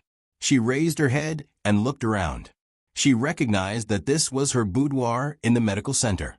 She tried to move her body and found that she was in pain all over. You're awake. Xiao Liulong's voice sounded softly above her head. However, she was lying on her stomach and her neck was limited, so she couldn't see him for a while. Don't move, I'll come over. Xiao Liulang took a few steps forward and sat down on the edge of the bed beside her. She was sweating a little, so Xiao Liulang took a handkerchief and wiped her forehead carefully. How do you feel? He asked. Does it hurt? It doesn't hurt, she said. The physical pain couldn't do anything to her. She was used to it and didn't feel anything. She looked around. Xiao Liulang looked at her restless appearance and couldn't help but speak with a stern tone. You're seriously injured. Don't move. His tone was stern, but his eyes were full of worry. He was originally tutoring Lin Qingye and Feng Lin at Lin Qingye's house today. Suddenly, there was a storm, so he felt uneasy. Sure enough, Lu Quan came over not long after and said that something happened to Gu Jiao and the old lady. Lu Quan had also just arrived home. After experiencing Gu Xiaoshun being kidnapped, he hadn't recovered from the incident yet when Gu Jiao and the old lady got into trouble. The person was sent to the medical center by Marquis Xianping. Gu Jiao and the old lady were injured and both fainted on the spot. Marquis Xianping originally came with Chang Jing to kill the old lady, but he saw Grand Tutor Zhuang. With Grand Tutor Zhuang there, they naturally couldn't kill them. When Marquis Xianping arrived, Gu Jiao and the old lady had already been dug out from under the ruins. Two large groups of people surrounded the old lady, but Gu Jiao only had the old chancellor by her side. Marquis Xianping sent Gu Jiao, who was covered in blood, to the clinic. The matriarch's injuries were also not optimistic. Her head was bleeding profusely. Imperial Tutor Zhuang was worried that she would not be able to hold on until she returned home, so he followed Marquis Xianping and brought her to the medical hall. Gu Jiao's back was hit by the roof. She almost broke her spine. Dr. Song said that if her spine is broken, she will face the risk of being paralyzed and may not be able to stand up for the rest of her life. Hearing this, Xiao Lulang broke out in a cold sweat. However, even though her spine was saved, her back and legs were swollen and bruised, as well as scratches from wood chips. Then there was her elbow. When she fell while protecting the old lady, she should have used at least one hand to support herself. However, she used one hand to protect her great-aunt's waist and the other hand to protect her great-aunt's head. In the end, her knees and elbows hit the ground and they were all swollen. But she actually said that it didn't hurt and even moved around. Xiao Lulang felt that as her husband, even if it was only in name, he should reason with her. He could no longer ignore his own safety and couldn't leave her to recuperate. Gu Jiao looked around blankly. Where's great-aunt? All of Xiao Lulang's words were stuck in his throat. In another room, an old doctor surnamed Lu was bandaging the old lady's head injury. The old lady was still unconscious, but her breathing was not as weak as before. Is she all right? Imperial tutor Zhuang asked. Old Dr. Lu did not know the other party's identity, but he could tell that they were either rich or noble. He cupped his hands in salute and said, replying to this master, "This old madam's injuries are not serious. The wound is not deep and the bleeding has stopped. She will be fine once she wakes up." On the other hand, our Miss Gu's injuries were too serious. He could not bear to look at her. Imperial tutor Zhuang felt relieved and gave old Dr. Lu a silver ingot. "You may leave." Yes. Old Dr. Lu took his medicine box and left. Imperial tutor Zhuang stood guard by the bed, thinking about what had just happened. He also felt a burst of fear. He was so worried that the Empress Dowager had suffered a serious injury. Imperial tutor Zhuang did not wait for too long before the person on the bed slowly opened her eyes. Imperial tutor Zhuang quickly stood up and looked at her excitedly. "Younger sister, you're awake?" He thought that she had not recovered her memories yet, so it would be easier for her to accept this form of address. But when he met the other party's eyes, his entire person froze. Even though she was ill, her eyes were fierce and domineering. It was a gaze that belonged only to Zhuang Jin's. Imperial tutor Zhuang took a step back and straightened his clothes. He reached out his hands, and his legs gradually moved back. He cupped his hands in salute. This official respectfully welcomes the Empress Dowager. From now on, there was no great-aunt in the world, only the Empress Dowager. The Empress Dowager sat in Imperial tutor Zhuang's carriage and set off for the Zhuang residence. Before leaving, Imperial tutor Zhuang had the imperial bodyguards go to the residence to inform the family. The whole family, Imperial tutor Zhuang's eldest son Zhuang Ping, his second son Zhuang Zhou, his third concubine-born son Zhuang Mu, his eldest daughter-in-law Madame Zhen, his second daughter-in-law Madame Feng, his third daughter-in-law Madame Tan, and his children, including Royal Princeton, all stood outside the residence in the wind and rain, waiting for the Empress Dowager's arrival. The carriage stopped outside the residence, swaying in the wind and rain. Zhuang Ping was the first to kneel down. After he knelt down, everyone present knelt down. He cupped his hands in salute and said loudly, "This official respectfully welcomes the Empress Dowager. Long live the Empress Dowager." Everyone kowtowed. "Respectfully welcomes the Empress Dowager. Long live the Empress Dowager." Imperial tutor Zhuang came down from another carriage and personally held an umbrella for the Empress Dowager against the wind and rain. The Empress Dowager was still wearing the clothes from Bisui Alley, but this did not affect her aura. These people were all her family, but they were all kneeling at her feet. She glanced at the crowd and said, "You may rise." "Thank you, Empress Dowager." Everyone respectfully responded and stood up in a well-behaved manner. Everyone's clothes were soaked, but even the youngest 3-year-old child did not dare to make a sound. Everyone knew that the Empress Dowager valued rules. Imperial tutor Zhuang smiled and said, "Quickly enter the house. The rain is heavy. The Empress Dowager is injured and should not be drenched in the rain." Imperial tutor Zhuang walked into the Zhuang residence and entered the courtyard that the Zhuang family had carefully prepared for her. This was Zhuang Jin's courtyard before she was married. Every blade of grass, every tree, every flower, and every tree inside was arranged according to the way she was before she was married. Decades had passed, and it still maintained its original appearance. Empress Dowager Zhuang did not even lift her eyelids as she walked up the steps.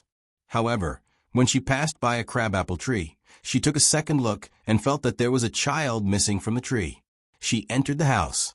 In the Zhuang family, only Imperial Tutor Zhuang, Royal Princein, and their trusted subordinates knew about the Empress Dowager Zhuang's leprosy. Therefore, Imperial Tutor Zhuang did not even call his own son, and only brought Royal Princein. After the three of them entered the house, Imperial Tutor Zhuang called two maids over. The people around the Empress Dowager are all in the summer palace. These are the servants that Hung are selected. They will stay by the Empress Dowager's side to serve her. No need. Go out. Empress Dowager Zhuang sat down and waved her hand. I don't need anyone to serve me. The grandmother and granddaughter were both stunned. Empress Dowager Zhuang was very formal and usually had at least 7 or 8 palace maids and eunuchs serving her.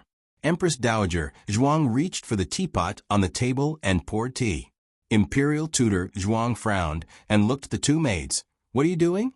Serve tea to the Empress Dowager. The two maids hurried forward to pour tea. Empress Dowager Zhuang slammed the teapot on the table with a trace of impatience. The two maids were so scared that they fell to their knees. Empress Dowager Zhuang panicked for a moment. She seemed to understand that her reaction was not appropriate for her status. She said lightly, "Pour it." "Yes." The two maids looked at each other and stood up. One poured tea and the other served snacks. Empress Dowager Zhuang had no appetite. She took a sip of tea and let them leave. What happened during this period of time? Empress Dowager Zhuang asked solemnly. Imperial Tutor Zhuang and Commandery Prince exchanged a look and saw the surprise in each other's eyes. It was Commandery Prince who spoke. You don't remember what happened? Empress Dowager Zhuang pressed her aching temples. I only remember that I had leprosy and was forced to be sent to Leprosy Mountain. I escaped when no one was paying attention. After that, I seem to have gone to many places. In the end, I fainted from hunger. I don't remember what happened after that. Where did you find me? How many days was I unconscious? Unconscious? How many days? The two maids couldn't help but gasp. Empress Dowager Zhuang remembered the past, but she didn't remember what happened during this period of time. Her memory stopped the day she fainted in the village. Thinking of something, Empress Dowager Zhuang said, "By the way, how is my leprosy?" Commandery Prince said, "Your leprosy. You didn't have leprosy. It was a misdiagnosis." Imperial Tutor Zhuang interrupted Commandery Prince a misdiagnosis. Empress Dowager Zhuang frowned. Imperial Tutor Zhuang said seriously, "Yes, it was a misdiagnosis. To be honest, you have been missing for more than a year. If you really had leprosy, it wouldn't be like this." Empress Dowager Zhuang looked at her hands and touched her face. "I clearly remember that there were symptoms." Imperial Tutor Zhuang said, "Leprosy can't be cured. You only have similar symptoms, but you don't have leprosy." In Zhao country, leprosy couldn't be cured. It was said that only the most powerful Yan country had the means to cure leprosy. Empress Dowager Zhuang paused and said, "Then where was I when I was missing?" Imperial Tutor Zhuang said, "The Empress Dowager was controlled by His Majesty's people. I don't know what drug they gave the Empress Dowager, but the Empress Dowager lost her memory. This official went to see the Empress Dowager several times, but was mercilessly blocked by them. Today, this official had no choice but to send a secret guard to rob her. As a result, the Empress Dowager was injured." Commandery Prince wanted to say something but stopped. "Great Aunt, Great Aunt." Zhuang Mengjia's voice suddenly came from outside the room. Empress Dowager Zhuang's expression became absent-minded again. A name flashed through her mind. It seemed that someone had called her that before, but she couldn't remember the name. "It's Meng Dai." Imperial tutor Zhuang smiled. She should be with her sister. Empress Dowager, do you want to see them? Meng Dai. The one who called her grand-aunt was Meng Dai? That's right. Otherwise, which girl would call her grand-aunt? Empress Dowager Zhuang nodded. Come in. Zhuang Meng Dai pushed open the door and happily entered the room. Great-aunt. Call her Empress Dowager. Imperial tutor Zhuang reminded with a serious face. Oh. Zhuang Meng Dai reluctantly responded and respectfully bowed. Meng Dai greets the Empress Dowager. Zhuang Yueshi, who entered the room one after the other, also bowed. Yueshi greets the Empress Dowager. Empress Dowager Zhuang nodded. Zhuang Meng Dai sat down beside Empress Dowager Zhuang, held her arm, and said intimately, Empress Dowager, I miss you so much. Why didn't you summon me? Imperial tutor Zhuang's face was stern. Don't be unruly. Zhuang Meng Dai snorted. Empress Dowager Zhuang loved the children of the Zhuang family very much. First, she didn't have children of her own. Second, these children were really good at making people happy. Empress Dowager Zhuang looked at Zhuang Meng Dai beside her, and then looked at the gentle and demure Zhuang Yueshi. In fact, Empress Dowager Zhuang used to dote on Zhuang Meng Dai. A crying child would get milk. Zhuang Meng Dai knew how to act spoiled, so she naturally got more love. But today, Empress Dowager Zhuang inexplicably wanted to get closer to the quiet Zhuang Yueshi. She looked at Zhuang Yueshi in a daze. Imperial tutor Zhuang gave Zhuang Yueshi a look. Zhuang Yueshi understood and walked over to sit on the other side of Empress Dowager Zhuang. Empress Dowager Zhuang raised her hand and touched Zhuang Yueshi's left cheek. No more. No more? Zhuang Meng Dai asked strangely. Yes, no more? Empress Dowager Zhuang didn't know herself. Medical Center. Gu Jiao stood quietly at the entrance of the hall. She was still injured, and the cold wind blew in, carrying with it the cold rain. Xiao Lulang held an umbrella above her head. Great-aunt left. Xiao Lulang said, Will she come back? Gu Jiao looked back and stared at him. At this moment, she finally had the naivety and hesitation of a 15-year-old girl. But Xiao Lulang couldn't feel comforted. Xiao Lulang sighed, looked down, and said in a low voice, Jiao Jiao, she is no longer great-aunt. She won't be great-aunt in the future. Gu Jiao stared blankly at the pouring rain. Her small body was a little lonely. Xiao Lulang put down the umbrella, turned her body, and gently pressed her into his arms. Her head rested on his firm chest. She shook her head, opened her eyes, and said seriously, I don't feel bad. Xiao Lulang's hand around her waist tightened. His large palm gently held her head. Yes. In the courtyard, Gu Yan was sleeping. Suddenly, he woke up and sat up. Yao Shi was given a fright by him. What is it? Gu Yan didn't speak. A drop of tear fell from his eyes. He wiped the tear with his fingertips and looked at it. Yao Shi also saw it. She was surprised. Why are you crying? Gu Yan, I am not crying. These weren't his tears. They were Jiao Jiao's tears. Digression. Blade Light Mail. The latest chapter of this book is not finished. For more exciting content, please scan the QR code below to download the app. Novels are updated faster. Millions of novels are free to read. Novels that can't be found online are all available here. https://www.zhbqg.com/89642_896428226/112756508. HTML Genius. 1 second. Remember this website address. www.zhbqg.com. Bikugo mobile reading website. zhbqg.com.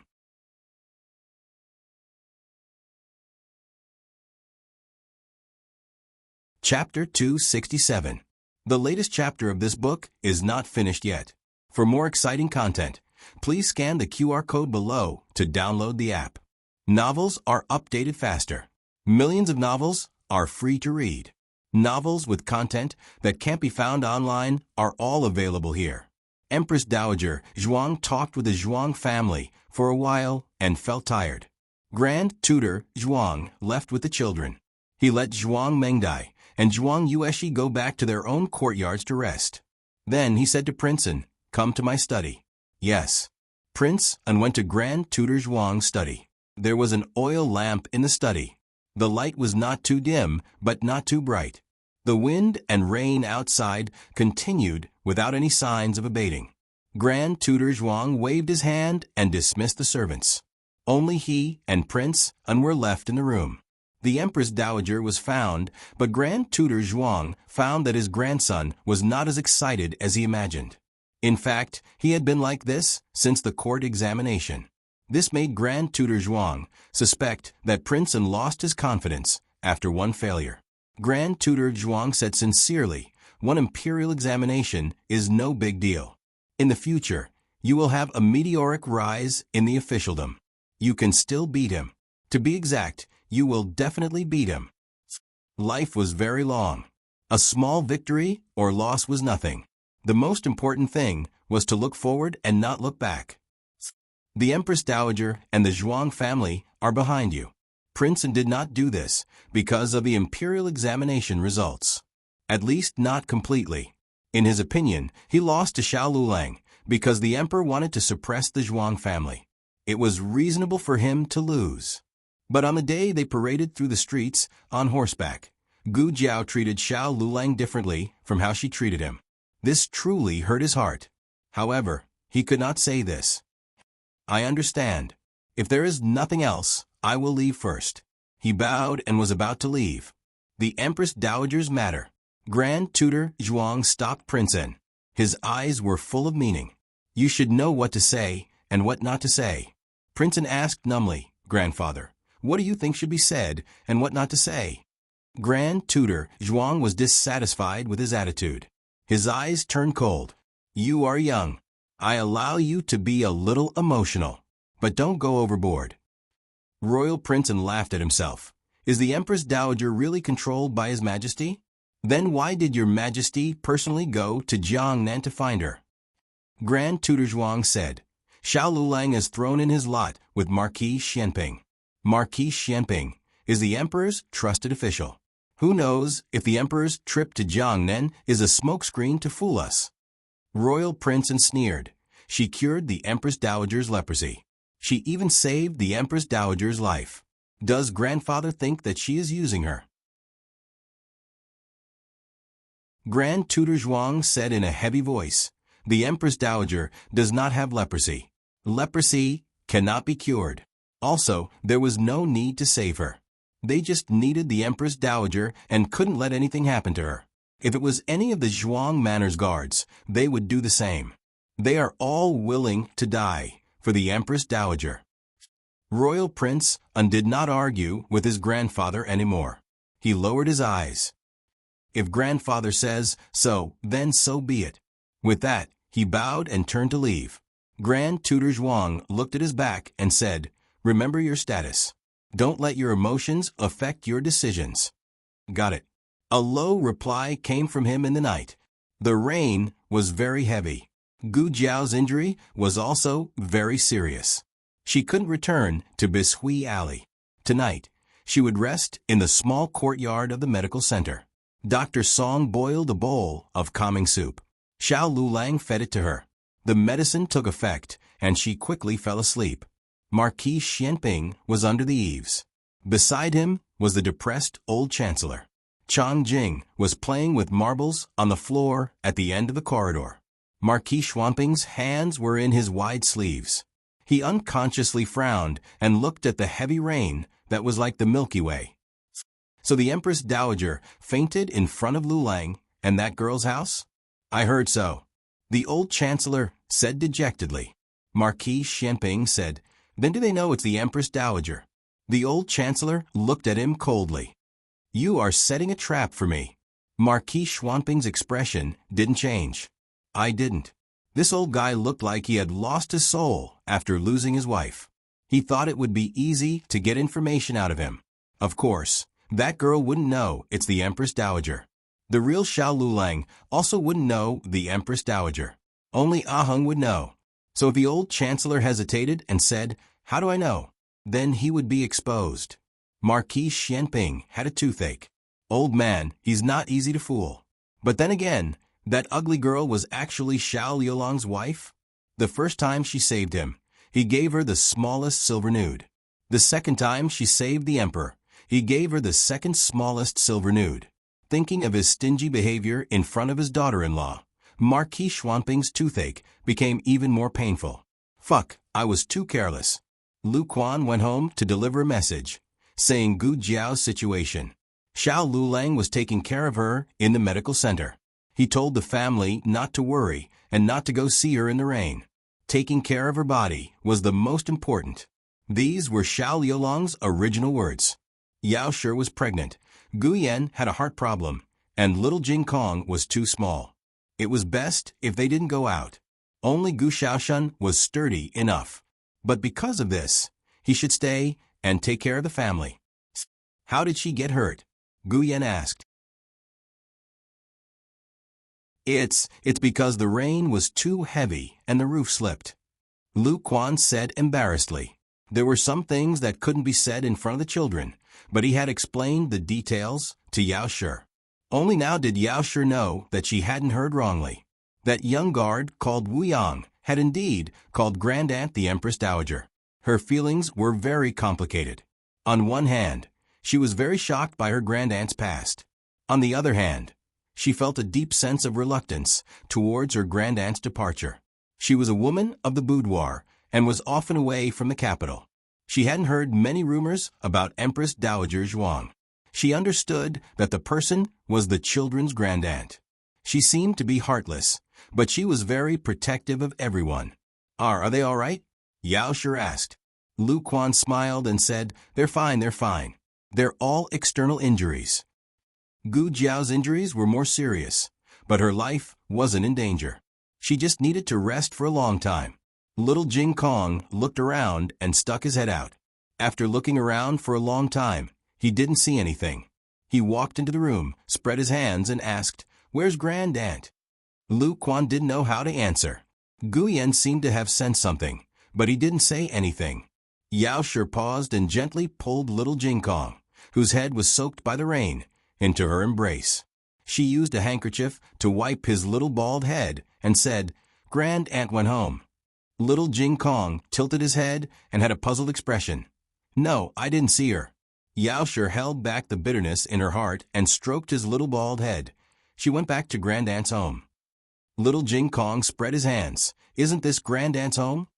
The heavy rain continued for several days. The nearby rivers were flooded. It didn't clear up until the 6th day of the 5th month.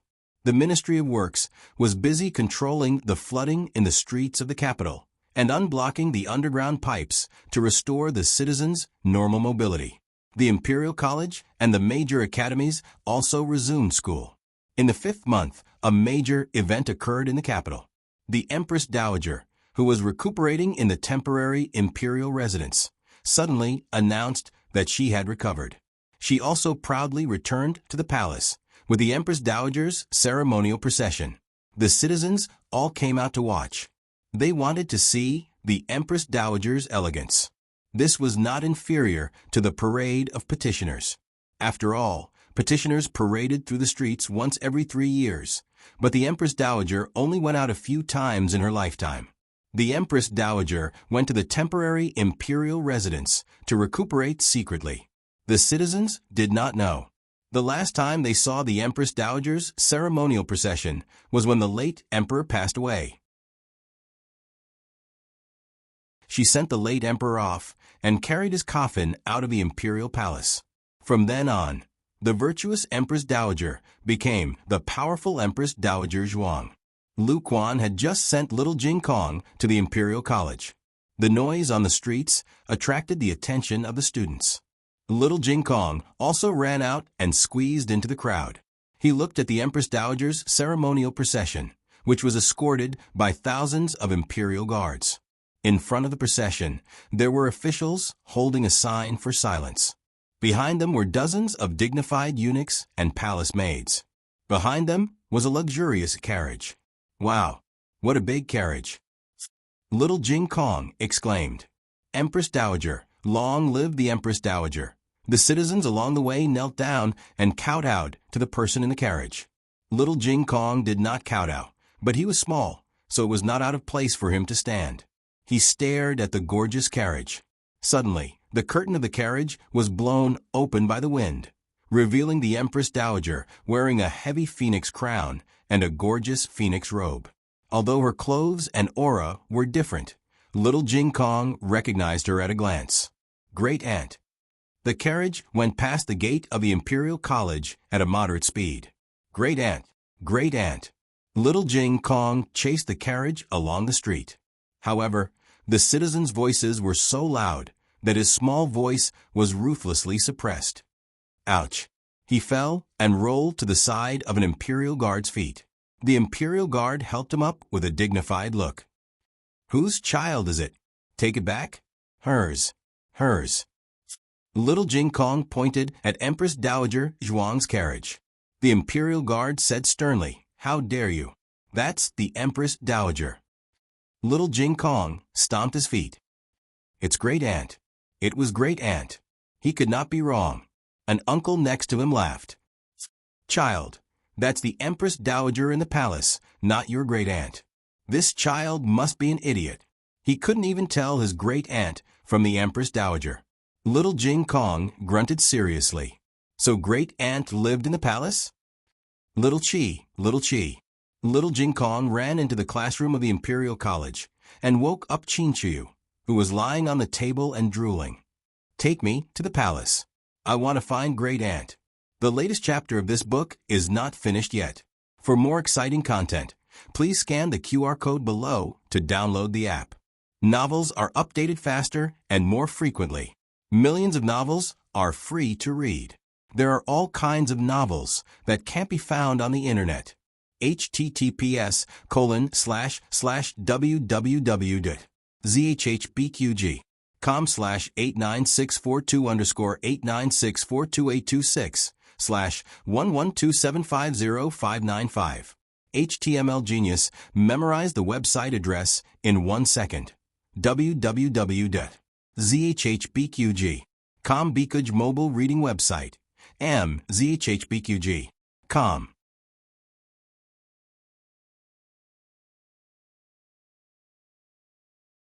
Chapter 268. The latest chapter of this book is not finished yet. For more exciting content, please scan the QR code below to download the app.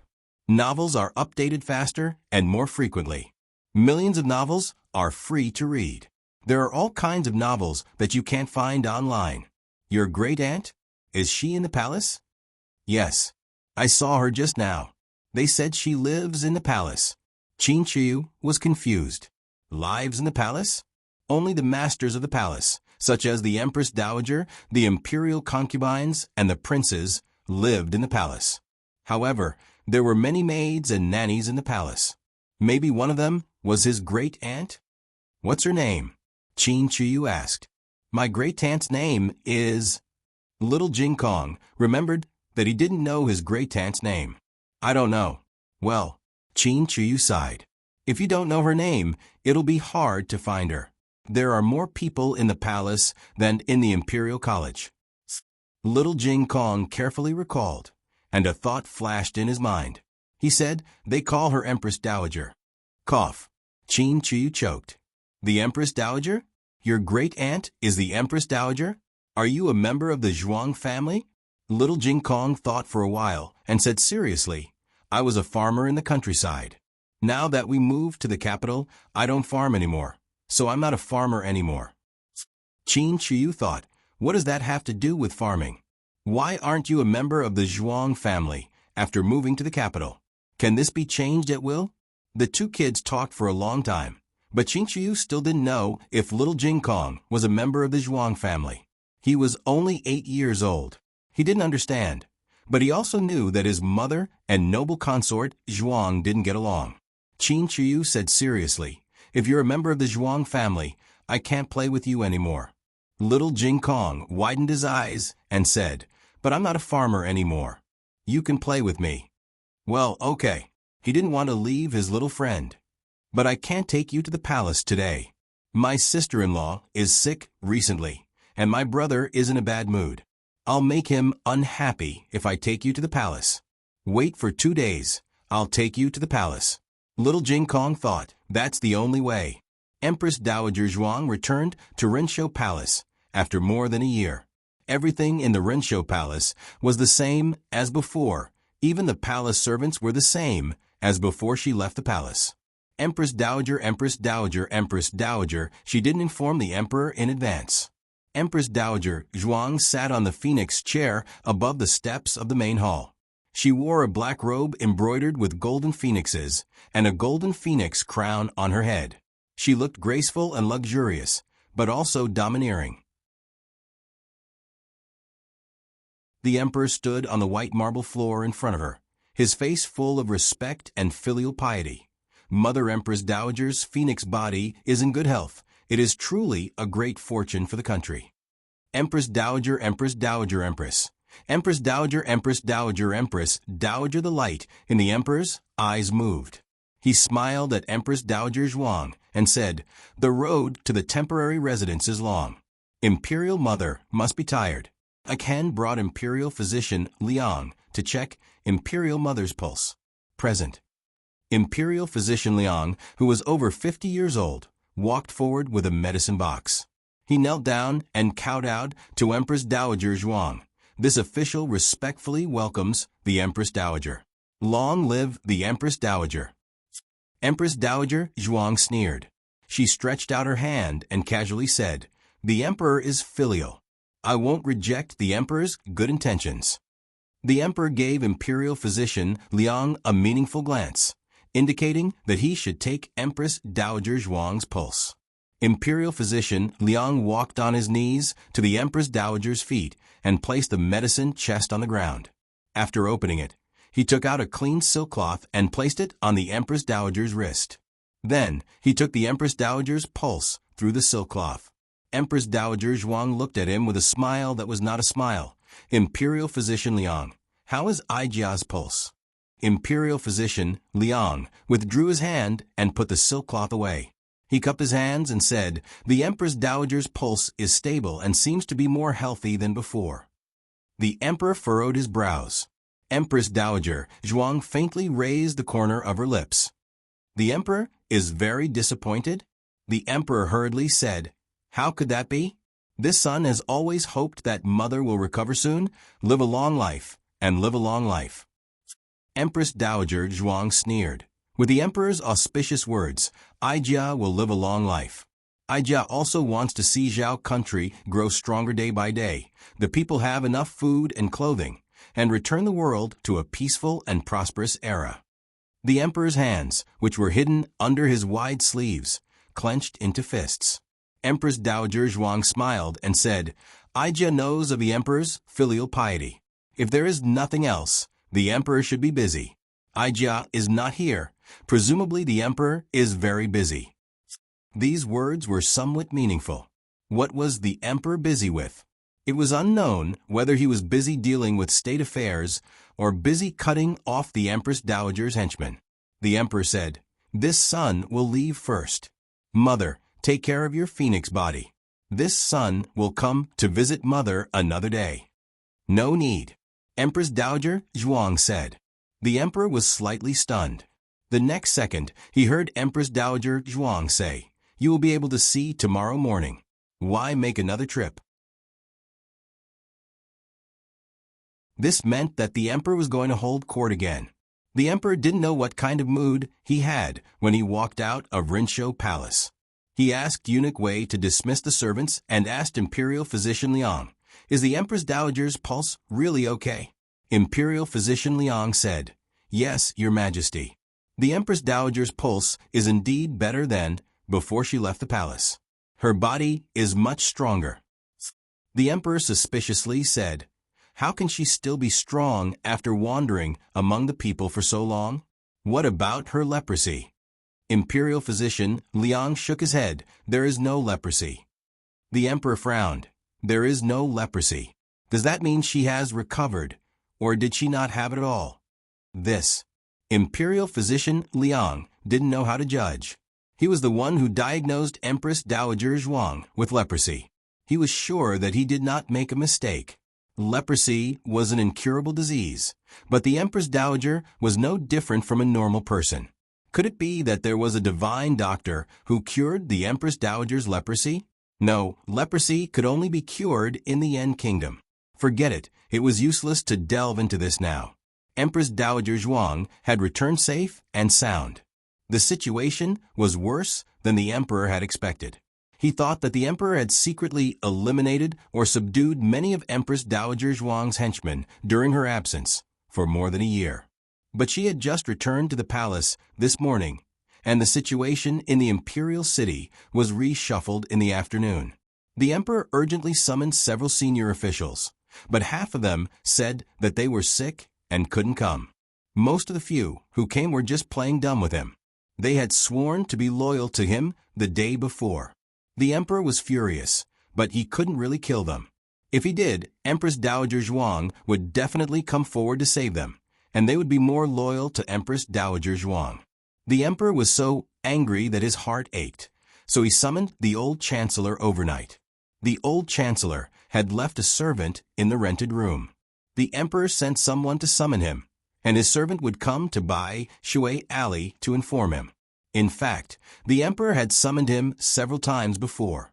When the emperor was in power, he didn't come. When the emperor was in decline, he came.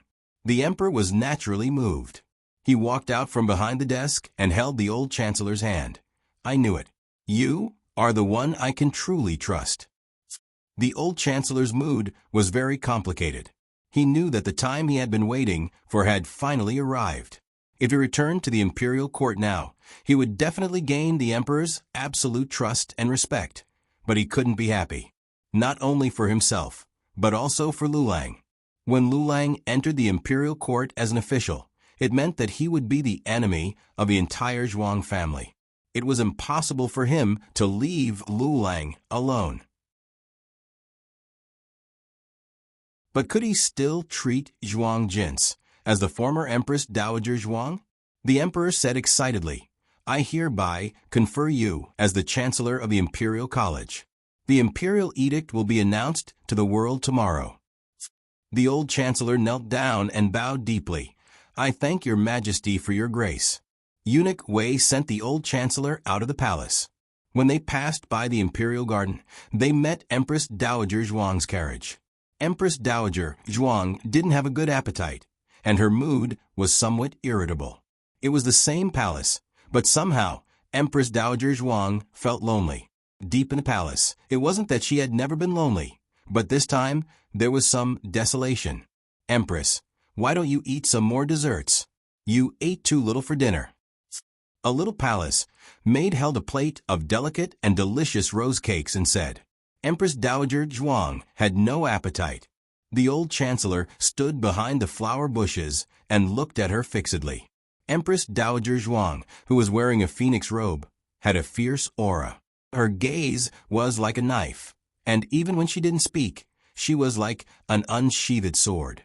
No one dared to go against her. Eunuch Wei stopped beside the old chancellor, looked at the old chancellor, and then looked at the Empress Dowager. He whispered, Is Lord Wu going to see the Empress Dowager? The old chancellor shook his head. So what if he saw her? She didn't remember. She would no longer hold a knife to his neck to rob him of his secret stash, nor would she force him to go to the kitchen to make brown sugar glutinous rice cakes for her. Nor would she hide the half-eaten candied fruits in his room, nor would she bring him along to serve her tea when she went to play cards with Ez. Let's go. The old chancellor said disappointedly. Eunuch Wei looked at the back of the old chancellor. Why did he feel that Lord Hua and the Empress Dowager were a little depressed? The latest chapter of this book is not finished yet. For more exciting content, please scan the QR code below to download the app. Novels are updated faster. Millions of novels are free to read. Novels with connotations that can't be found on the internet are all available here. https://www.zhhbqg.com/89642_896428226/1127296676. HTML Genius remembers the website address in 1 second. www ZHHBQG. Com Biku Pavilion Mobile Reading Website. M. ZHHBQG. Com.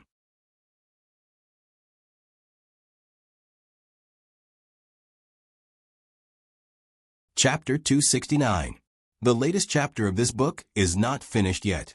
For more exciting content, please scan the QR code below to download the app. Novels are updated faster. Millions of novels are free to read. Novels that cannot be found on the internet are all available here. The news that Empress Dowager Zhuang could not eat quickly spread to the Zhuang family. Imperial Tutor Zhuang was worried that the Empress Dowager's body was not in good condition and quickly asked the imperial physician to check her pulse.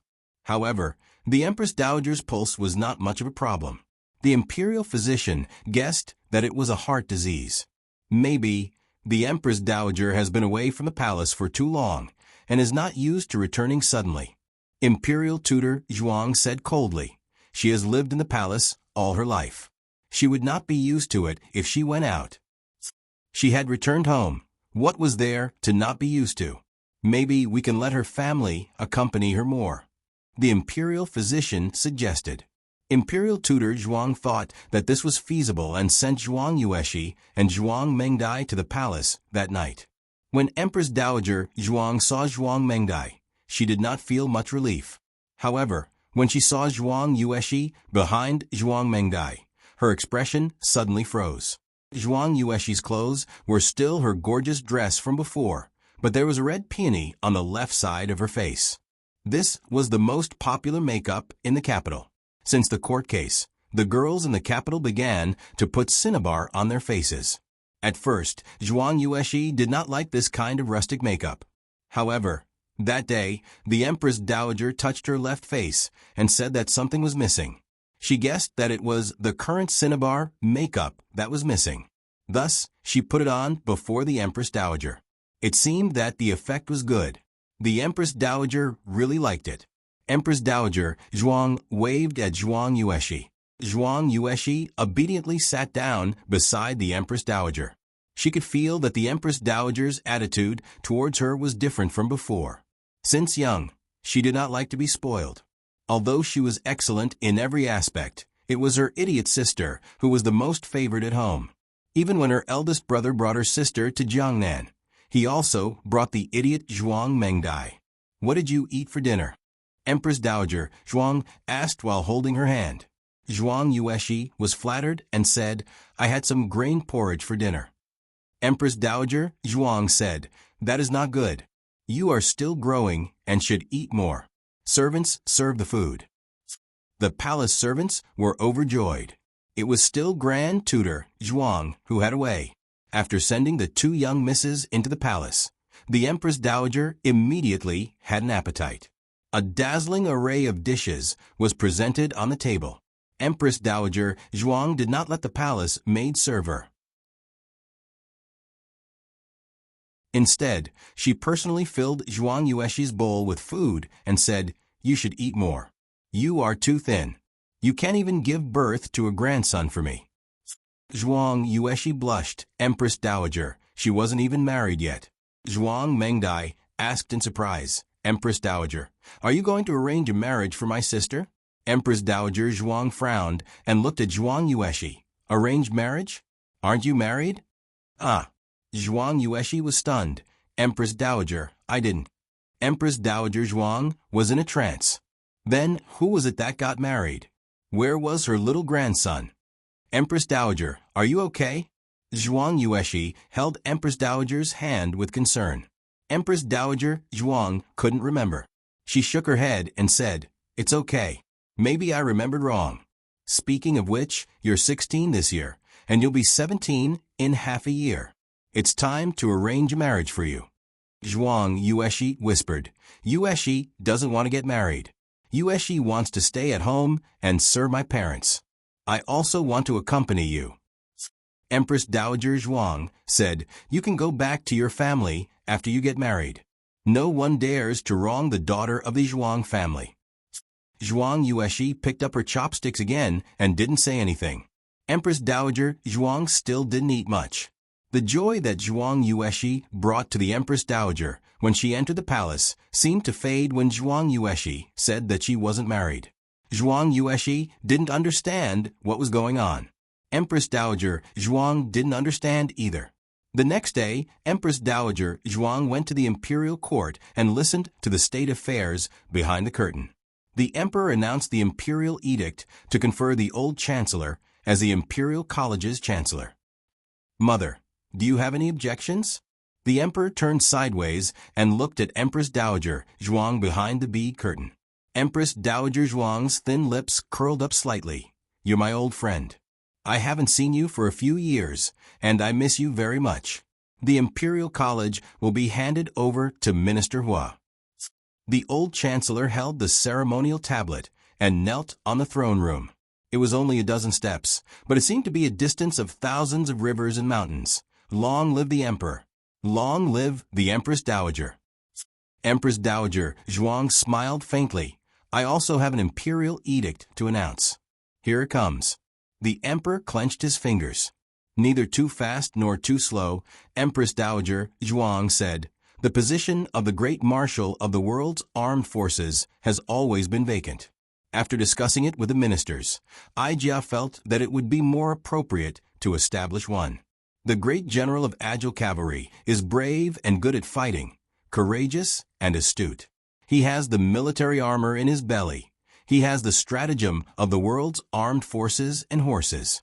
He is loyal to His Majesty. What do you think, Your Majesty? The world's marshal of Zhao country. Wouldn't it be above Marquis Xianping? Empress Dowager Zhuang didn't object to him conferring the position of the Imperial College's chancellor, which gave him enough face. If he rejected the Empress Dowager's imperial edict, Empress Dowager Zhuang would have a way to stop the old chancellor from taking office. There was a delicate balance between them, but Empress Dowager Zhuang was too greedy this time. The world's marshal of Zhao country? Why didn't she just abolish him and become the emperor herself? Empress Dowager Zhuang said, if Your Majesty has any objections, we can discuss it another day. The emperor's fingernails dug into his palms. Zhen has no objections. The Empress Dowager's intentions are Zhen's intentions. After court, the emperor returned to the palace with an ashen face. Empress Dowager Zhuang also returned to Rinshou Palace. Everyone thought that Empress Dowager Zhuang had won, but only Empress Dowager Zhuang knew that she was not happy. The moment she entered the Rinshou Palace, the arrogance and willfulness on her face completely disappeared, and she once again fell into endless loneliness. Zhuang Mengdai used to be the closest to the Empress Dowager. In fact, she had noticed something strange about the Empress Dowager. In just 2 days, the Empress Dowager had lost weight. She still remembered that stormy night when the Empress Dowager arrived at the Zhuang family with injuries. At that time, the Empress Dowager's face was rosy, but these days, as long as there was no one around, her eyes would lose their luster. This kind of Empress Dowager made her heart ache. After the emperor angrily returned to Pure Flower's palace, he locked himself up in his bedroom and sulked. Anyone who heard about the court didn't dare to provoke the emperor. But there was one person who didn't hear about the court's bloody storm. Qin Qiu. These days, Qin Qiu had been thinking of ways to fulfill his promise to his little classmate. But his older brother, the Crown Prince, and sister-in-law, the Crown Prince Consort, didn't have the time to take care of him. He had no choice but to beg his imperial father. Imperial father, little Qi misses you. One of little Jing Kong's great methods of acting cute. Don't say anything, just say a few sweet words first. As expected, the emperor's expression softened. He looked at his chubby youngest son and asked, why are you here? Don't you need to go to class today? The Imperial College is on holiday today. Qin Qiu sat down next to his imperial father. He was still young, so the emperor didn't restrict him too much. However, he wasn't like this in the past. It was only when he saw how little Jing Kong interacted with his family that he imitated him. Other than the eldest prince, no other son was this close to the emperor. They were like a normal father and son. Qin Qiu hugged his imperial father's hand. Imperial father, can I ask you for a favor? Emperor, speak. Qin Chiu, can I bring my classmate to the palace to play? Usually, the emperor wouldn't refuse such a small thing. However, he had suffered too much in front of the Empress Dowager today. So he said, your grandmother went back to the palace. You know that she doesn't like noise and doesn't like people making noise in the palace. If you guys offend her, I can't take responsibility for you. Qin Chiu said softly, oh, Imperial Father, you can even take responsibility for your country. Why can't you take responsibility for us if we get into trouble? What a flatterer. The emperor was annoyed and amused at the same time. You know that you guys get into trouble every time. Qin Chiu hugged his imperial father's arm and said coquettishly, please, Imperial Father, little Qi loves you. The emperor felt goosebumps all over his body. You're already 8 years old. Do you really think you're 4 years old? The emperor would never agree. At this point, he couldn't let the Empress Dowager have any evidence against him. Qin Chiu didn't understand these schemes. He only knew that he had promised his friend, so he had to do it. He clung to the emperor like a long tail. When the emperor went to the imperial study, he went to the imperial study. When the emperor went to the imperial garden, he also went to the imperial garden. In the end, the emperor went to the outhouse. Qin Chiu quickly followed behind her. The emperor. Once the emperor made up his mind, he couldn't change it. Qin Chiu tried his best, but still couldn't make his father change his mind. Let's go back. We have to wake up early for school tomorrow. Qin Chiu walked forward listlessly. At this moment, he happened to be next to the imperial liquid pool. He didn't notice and slipped, falling into the pool. The emperor quickly tried to catch him. However, Qin Chiu only fell on the edge of the pool. The emperor missed him and fell into the pool. Qin Chiu. He didn't do it on purpose. Eunuch Wei was shocked. Your Majesty, although the emperor was saved quickly, he choked on a lot of water and was shocked. He started to feel unwell at night. First, he had a high fever, night sweats, coughs, and then he felt dizzy and nauseous. Eunuch Wei went to find Imperial Dr. Liang, but he was told that Imperial Dr. Liang was out of the city. Zhang, Imperial Dr. Zhang. The emperor said with difficulty. Eunuch Wei sent someone to the Zhang family, but Imperial Dr. Zhang wasn't home either. All of this was too much of a coincidence. Eunuch Wei said, Your Majesty, why don't we go find Imperial Dr. Li? The emperor said with a pale face, Imperial Dr. Li works for the Empress Dowager. Do you think I will trust him? Eunuch Wei was worried. Then what should we do? How about Imperial Dr. Chun and don't find an Imperial Doctor? The emperor's eyes turned cold. Go to the Miracle Doctor Hall and ask him to come here. Remember, don't be too flamboyant. Go there yourself. Yes. It was already so late. He didn't know if the doctor was at the clinic. Eunuch Wei left the palace and went to the Miracle Doctor Hall. The Miracle Doctor Hall was already closed, but there was a doctor on duty in the Miracle Doctor Hall. If there was an emergency at night, he could ring the bell outside. Eunuch Wei rang the bell. The one who opened the door was Dr. Song. Dr. Song yawned and asked, Where are you feeling unwell? Eunuch Wei hurriedly said, It's not that I'm feeling unwell, it's my master. Is Miss Gu here? Dr. Song had seen Eunuch Wei before and knew that he was a servant of an official. Moreover, the master and servant seemed to know Gu Jiao. Dr. Song said, Miss Gu is rested. I'll go with you. No, it has to be Miss Gu. Eunuch Wei insisted. Dr. Song explained, Miss Gu is injured. It's so late she can't go on a house call. What happened? It was Xiao Liulang's voice. Dr. Song looked at Xiao Lulang and said, His master is sick and wants to ask Miss Gu to go on a house call. When Eunuch Wei saw Xiao Lulang, his expression froze. Xiao Yuan, why are you here? Dr. Song was surprised that the other party actually knew Xiao Lulang and also knew Gu Jiao. However, he didn't know that they were husband and wife. He said, he is Miss Gu's husband. Eunuch Wei was stunned. Xiao Yuan is actually Miss Gu's husband? Miss Gu is married? Her partner is the new top scholar, Xiao Lulang? When did this happen? Xiao Lulang looked at Eunuch Wei and said, I know. I'll go and tell her. Eunuch Wei's consciousness returned. He didn't have time to think about the relationship between the two.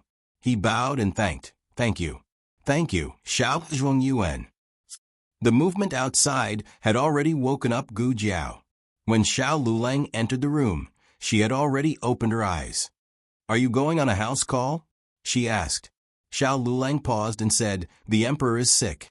Everyone knew that the emperor should find an imperial physician when he was sick. Since he didn't find one, it meant that he had reached a point where he had to find Gu Jiao. Okay, I'll go. Gu Jiao nodded. If she went, she would be involved in a quarrel.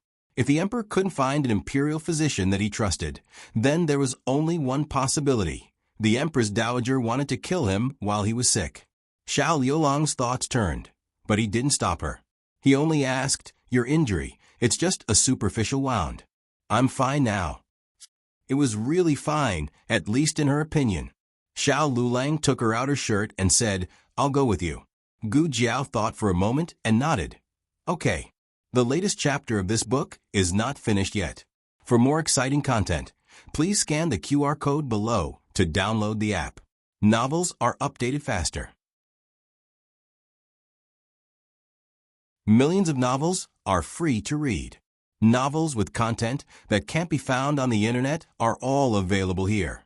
https://www.zhbqg.com/89642_89642826/1127282252. HTML Genius. Memorize the website address in 1 second. www.zhbqg.com Biku Go Mobile Reading Website. zhbqg.com.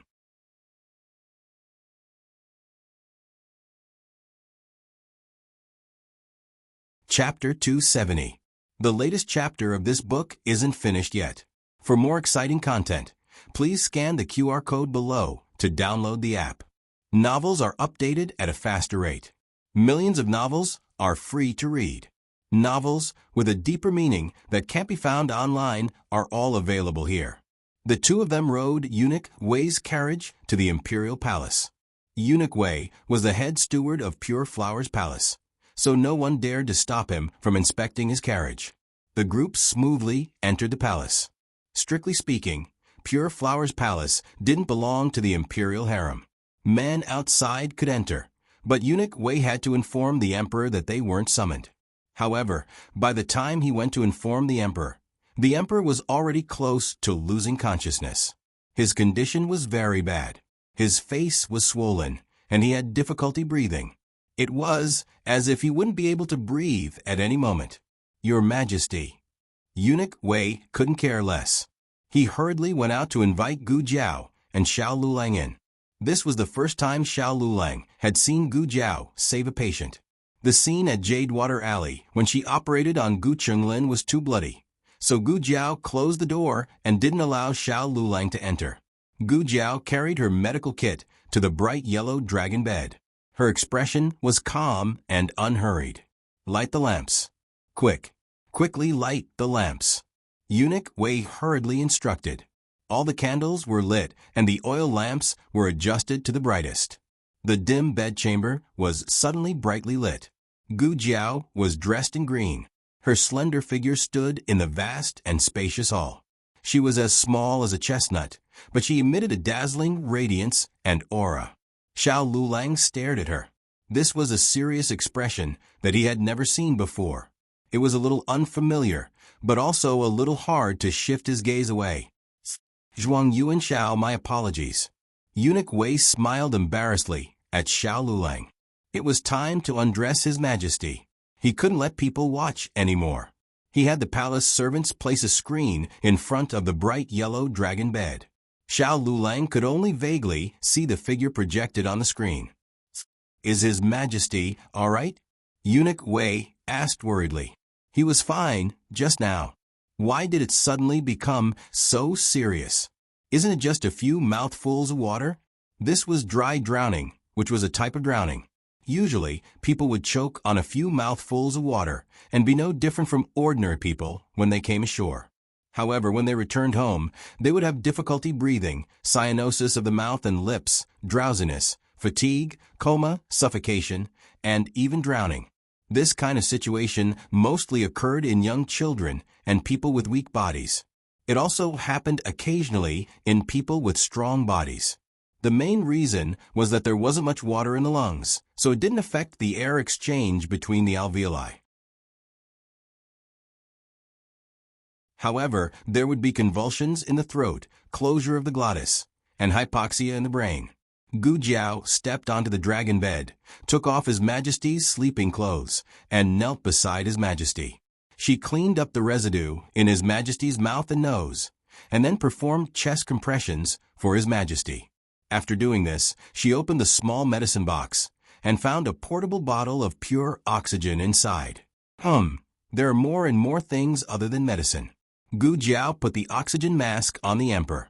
The emperor slowly opened his eyes after a short while. His blurry vision slowly became clearer. The moment he saw that it was Gu Jiao, the emperor's heart calmed down.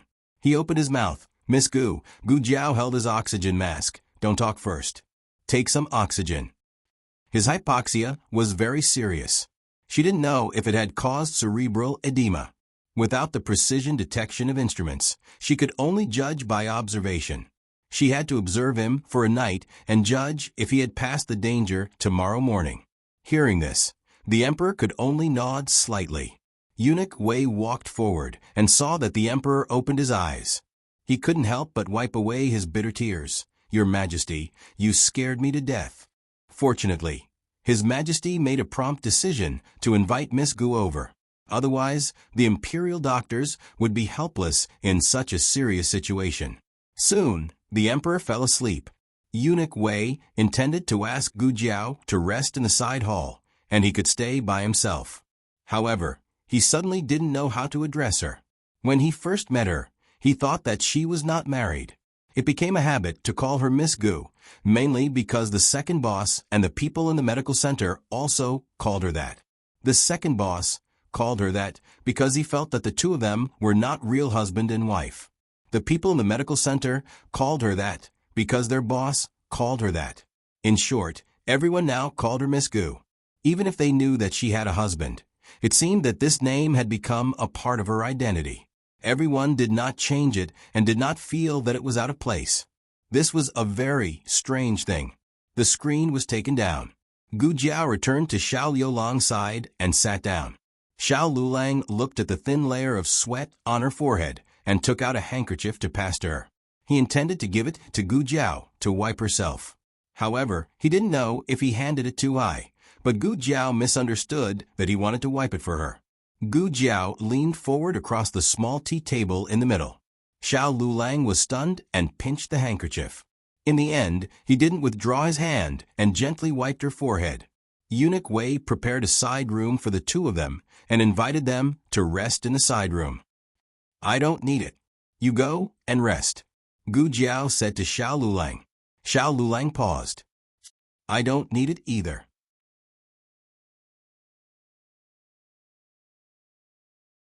Gu Jiao stayed by the patient's side for the whole night. Xiao Liulang stayed by her side for the whole night. Deep in the palace, the silhouette of the cold window, the clouds and the moon on the branches, the night was quiet. Early in the morning, Empress Dowager Zhuang went to the court to continue her great task of listening to politics behind the curtain. Among the officials of the cultural relics, except for Marquis Xianping, who liked to sleep in, were basically all present, including the newly appointed Chancellor of the Imperial College and the Marshal of the World. Empress Dowager Zhuang sat behind the curtain of black beads, luxurious and graceful. The time for the morning court gradually passed, but the emperor still didn't appear. The officials gradually began to whisper, "Why hasn't the emperor come yet? Did he forget the time? Or is the emperor out of harmony?" It couldn't be that he lingered in the harem, so the emperor didn't attend the morning court.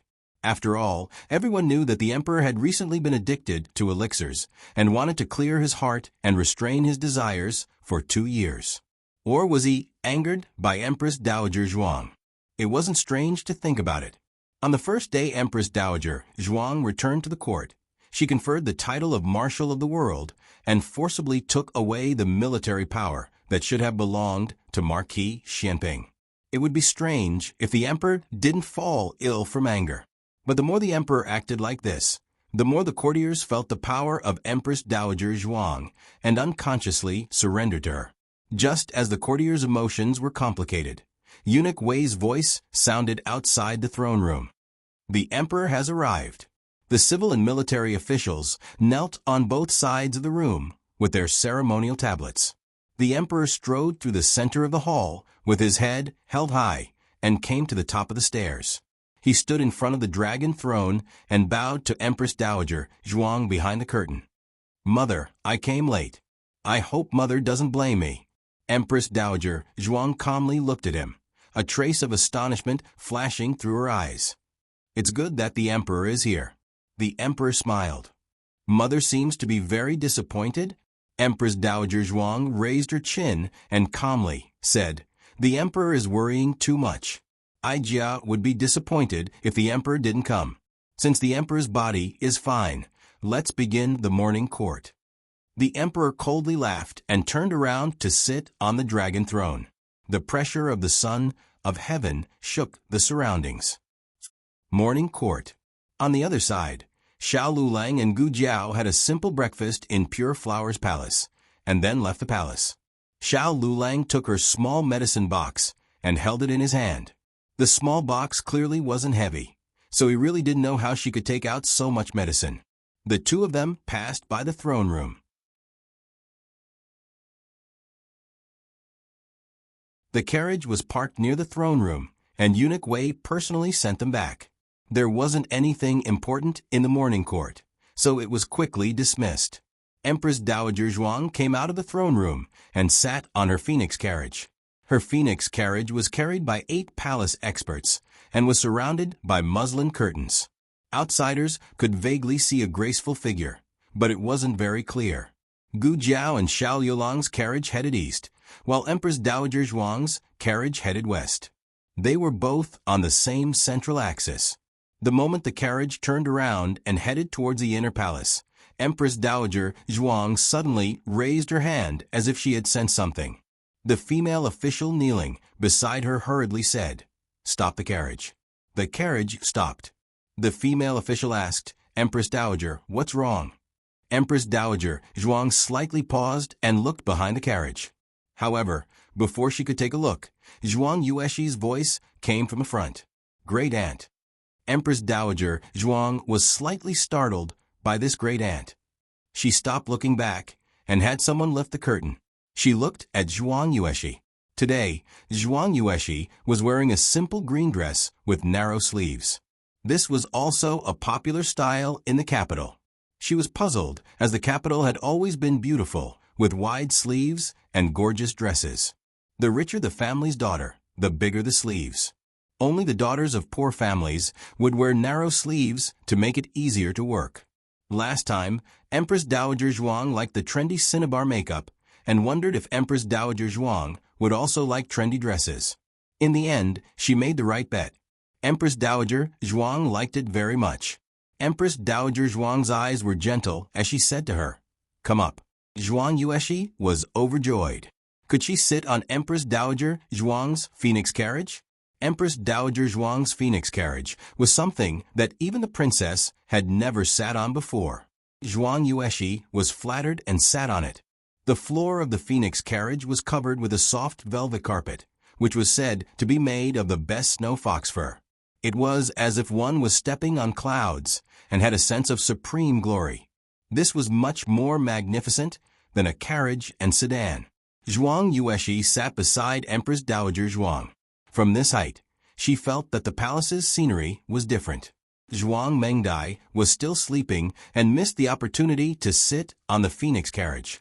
After arriving at Renshou Palace, Empress Dowager Zhuang asked people to open the storeroom and take out all the good things. She calmly chose a few for Zhuang Yueshi.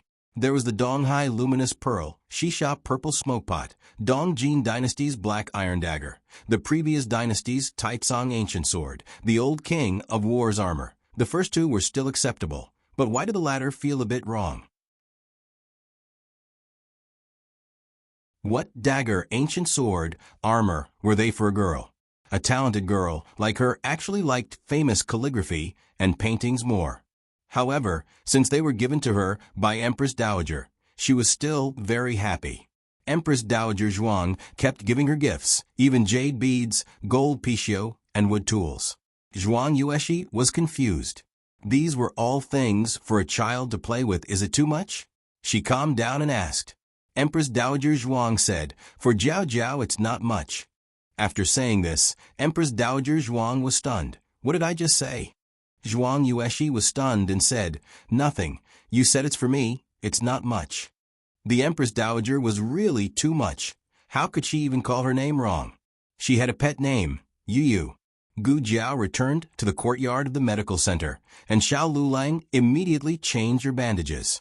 She lay on the soft bed, and Xiao Lulang gently lifted her clothes. This time, he did not have any other thoughts, because she was seriously injured. When she tried to save the emperor, she tore her wound. A few scabs had split open and blood had seeped into the gauze. After it dried, it stuck to the gauze. Xiao Lulang took a deep breath and calmed down. He said to her, "It might hurt a little, bear with it." The person on the bed did not move. Xiao Lulang bent down to take a look and saw that she was already asleep. Her eyes were slightly closed, and her long eyelashes cast a thin shadow on her cheeks. The tip of her nose was slightly sweaty, and she was probably enduring the pain in her sleep. It was not that it did not hurt, it was that she did not care about it. Was it because she had been in more pain before? Xiao Lulang frowned and changed her bandages even more gently. Baishui Alley. The family sat together to eat. At the table, there was no Gu Jiao, no Xiao Lulang, and no great aunt who always asked them what they did today. The food was not fragrant anymore. On the 10th of May, the results of the imperial examination came out. Du Ruhan was on the list and ranked 7th. Feng Lin and Lin Qingye were ranked 80 and 79 respectively. There were a total of 72 grand scholars who participated in the imperial examination. The rest were all top 3 grand scholars. Feng Lin and Lin Qingye were top 3 grand scholars. It was not easy for them to beat many of their peers in the imperial examination. Therefore, even though they were at the bottom, Feng Lin was still so excited that he cried. He had seen too many people who fell behind in the examination. Everyone had set off from their hometown, but every time there was an examination, a few would fall behind. There was even no one who could walk to the end, or they could only walk to the end alone. It was rare for them to all stay in the capital. This was really a blessing from the heavens. From today onwards, they were all scholars of the imperial court. Scholars of the imperial court were not official officials in the formal sense. If one insisted on giving them a title, they would be preparatory officials of the imperial court. They would study in the imperial court of the Hanlin Academy for 3 years. After 3 years, the court would close, and those with excellent results would become true scholars of the Hanlin Academy. At that time, the examination would not be as high as 80 out of 200. In previous years, the court would only accept 3 people. The rest would be sent to become local officials or teachers based on their results and daily performance. Even though the examination was cruel, there were still 3 years to go. Xiao Lulang was not too surprised by this result. Feng Lin and Lin Qingye were both hard-working people and had received a lot of guidance from the old chancellor. The top scholar of the imperial court had personally taught them. It would be unreasonable if they still did not pass the examination. On the 11th of May, Xiao Lulang reported to the Hanlin Academy. Along with him were the second-place Commandery Prince and the third-place Ning Ziyuan. According to the laws and traditions of the Zhao country, the top scholar of the previous examinations would be given the position of a 6th-rank scholar in the Hanlin Academy. The main responsibility of a 6th-rank scholar in the Hanlin Academy was to record the emperor's words and deeds, lecture on history, and draft manuscripts related to ceremonies. The 2nd place and the 3rd place were given the position of a 7th-rank scholar in the Hanlin Academy. The editors of the Hanlon Academy were mainly responsible for drafting edicts, editing history books, and lecturing on the Confucian classics. They were new editors and editors. These important tasks were temporarily not for them to do. Their main responsibility was still to study.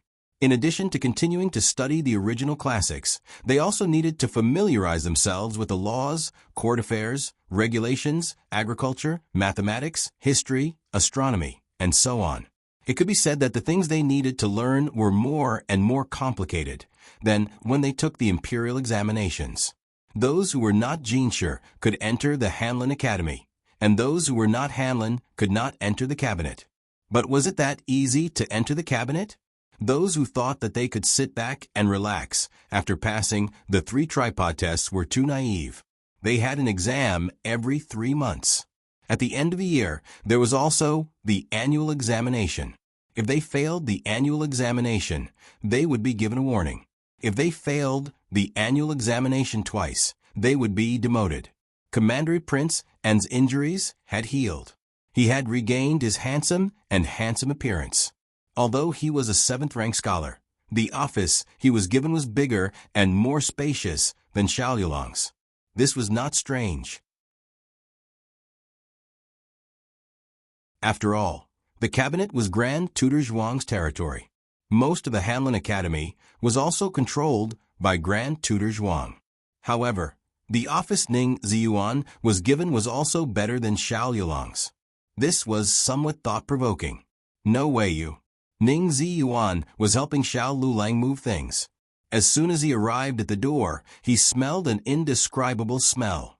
He whispered, "Why is your office near the stable?" It was fine in the winter, but when the weather was hot, that smell, it was too overwhelming. Ning Ziyuan continued to whisper, "You said you were going to make things difficult for me. I think you're being made things difficult for by someone else. I heard about what happened to the Zhuang family. That Empress Dowager Zhuang is back. Otherwise, they wouldn't have dared to be so brazen. Just bear with it for a while. When this is over, maybe His Majesty will find an opportunity to give you a place." Xiao Lulang had expected that after returning to the capital, what awaited him would not be a bright future. He said carelessly, "Don't come to my office all the time." "Do you think I want to come here?" Ning Ziyuan whispered, "They told me to come here and laugh at you. Don't take it to heart." Ning Ziyuan was well versed in the ways of an official. On the first day, he was pulled into a camp. Before he could protect himself, he could only pretend to defect to the enemy. In fact, he was on His Majesty's side. He was also willing to become friends with Xiao Lulang. "I've put down the things. I'm leaving." Ning Ziyuan gently put a stack of books on Xiao Lulang's desk. He walked to the door, hesitated for a moment, then turned back and picked up a few books. "Sorry, brother." After saying this, he threw the books on the ground with a loud bang. Then he picked them up, patted them, and quickly wiped them clean with his sleeves. Then he ran out as if he was escaping. Xiao Lulang shook his head in self-mockery. Being isolated was only the first step. There was also Ning Ziyuan, who helped him in his hour of need. It was not as bad as he had imagined. Recently, several major events had happened in the capital. The most eye-catching one was naturally the high-profile return of Empress Dowager Zhuang, who had been recuperating for more than a year. As soon as she returned to the palace, everything in the capital changed. The second thing was also related to Empress Dowager Zhuang. Empress Dowager Zhuang was going to build a mansion in the capital, which was surrounded by mountains and rivers. Since Empress Dowager Zhuang returned to the palace, the people in the capital had been talking about her, whether they hated or despised her. Is the Empress Dowager building a summer palace for herself again? Isn't it enough that she has 3 summer palaces? Is she still tormenting? It's not for herself.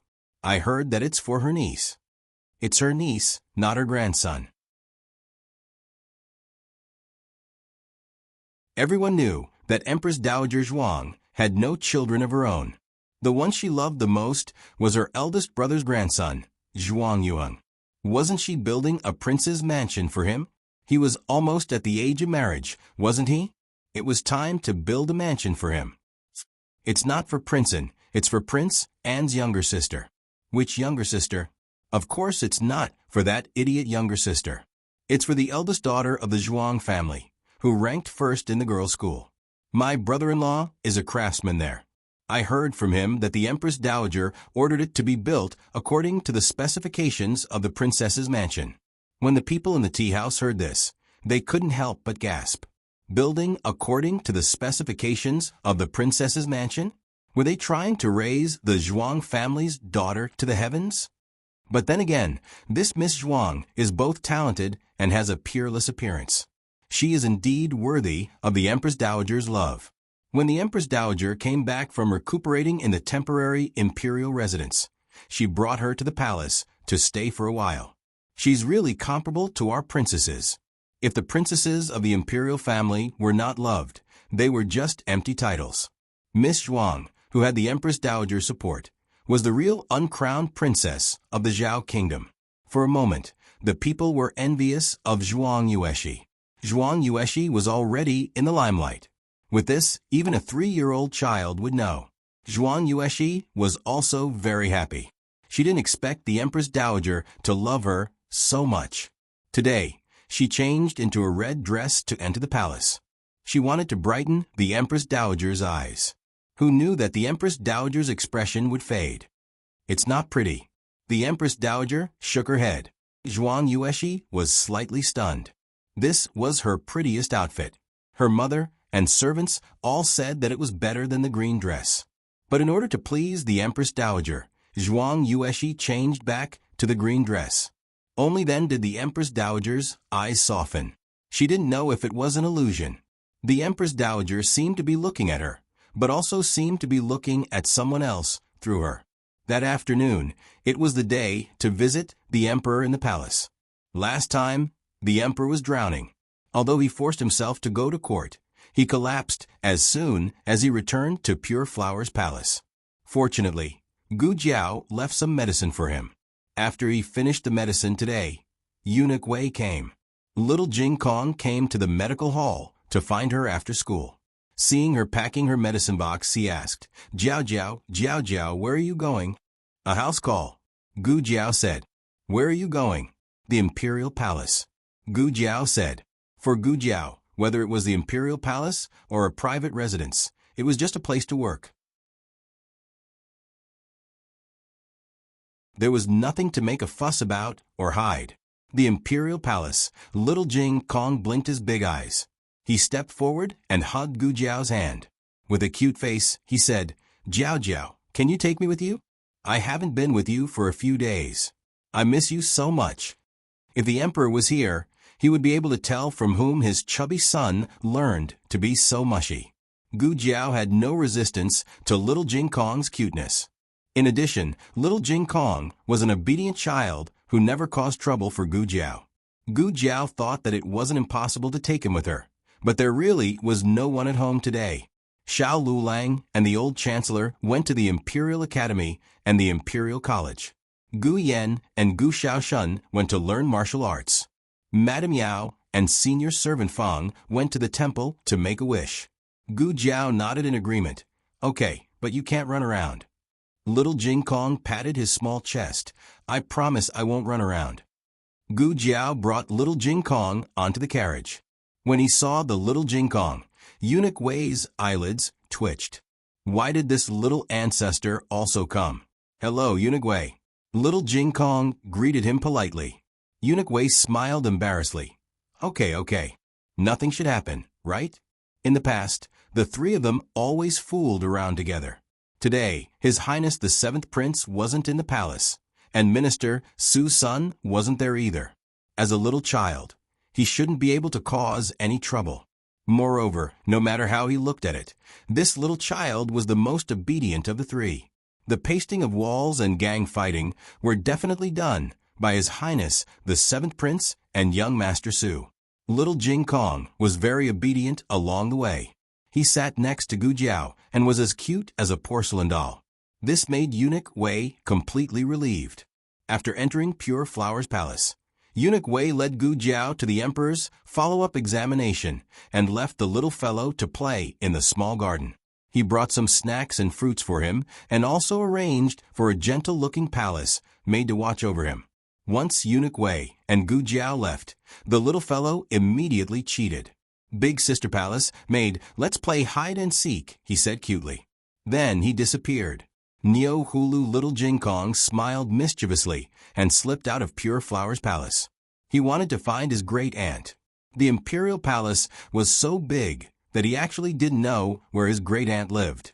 However, he had asked Little Chi before and found out that the Empress Dowager lived in the inner palace. He just had to pass through the imperial garden. He promised Jiao Jiao that he wouldn't run around. So he really didn't run. He just hopped and hopped.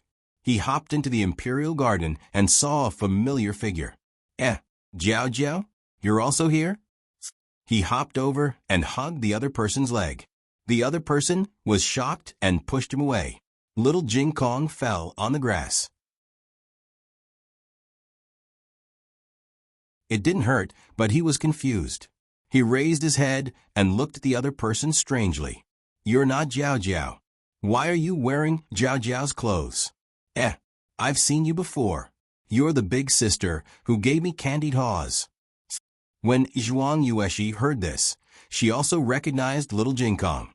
Wasn't this the little fellow she met when she went to Jade Water Alley to find Gu Jiao? Her neck was pecked by the little fellow's gerfalcon, and it hurt for a few days.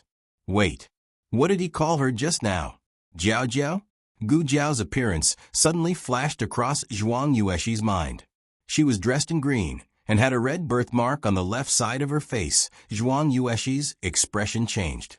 Miss Zhuang, Miss Zhuang." A palace maid came over with a basket. "You need a basket and scissors." This palace maid was sent by the Empress Dowager to serve her. She went to get the tools for picking flowers for her. Otherwise, she wouldn't be alone. Zhuang Yueshi faintly had an absurd guess in her mind. She thought it was impossible. However, she shuddered when she thought of all the strange things that happened after the Empress Dowager returned to the palace, and the coarse clothes that the Empress Dowager wore that night. She didn't take the basket from the palace maid. Instead, she took a few steps back and looked at the little fellow in front of her in horror. Her lips trembled, and she turned around and walked away. Little Jing Kong scratched his head. "What's going on?" Zhuang Yueshi stumbled back to Rinshou Palace in a daze. The palace maid chased after her with the basket. Miss Zhuang, are you okay? Are you not feeling well? Or are you frightened by something?" Although the imperial garden was taken care of by craftsmen, it was not impossible for insects and rats to appear in May. It can't be. Zhuang Yueshi murmured in a daze. The Empress Dowager doted on her, not a lowly palace maid. She was the Empress Dowager's niece. What was that palace maid?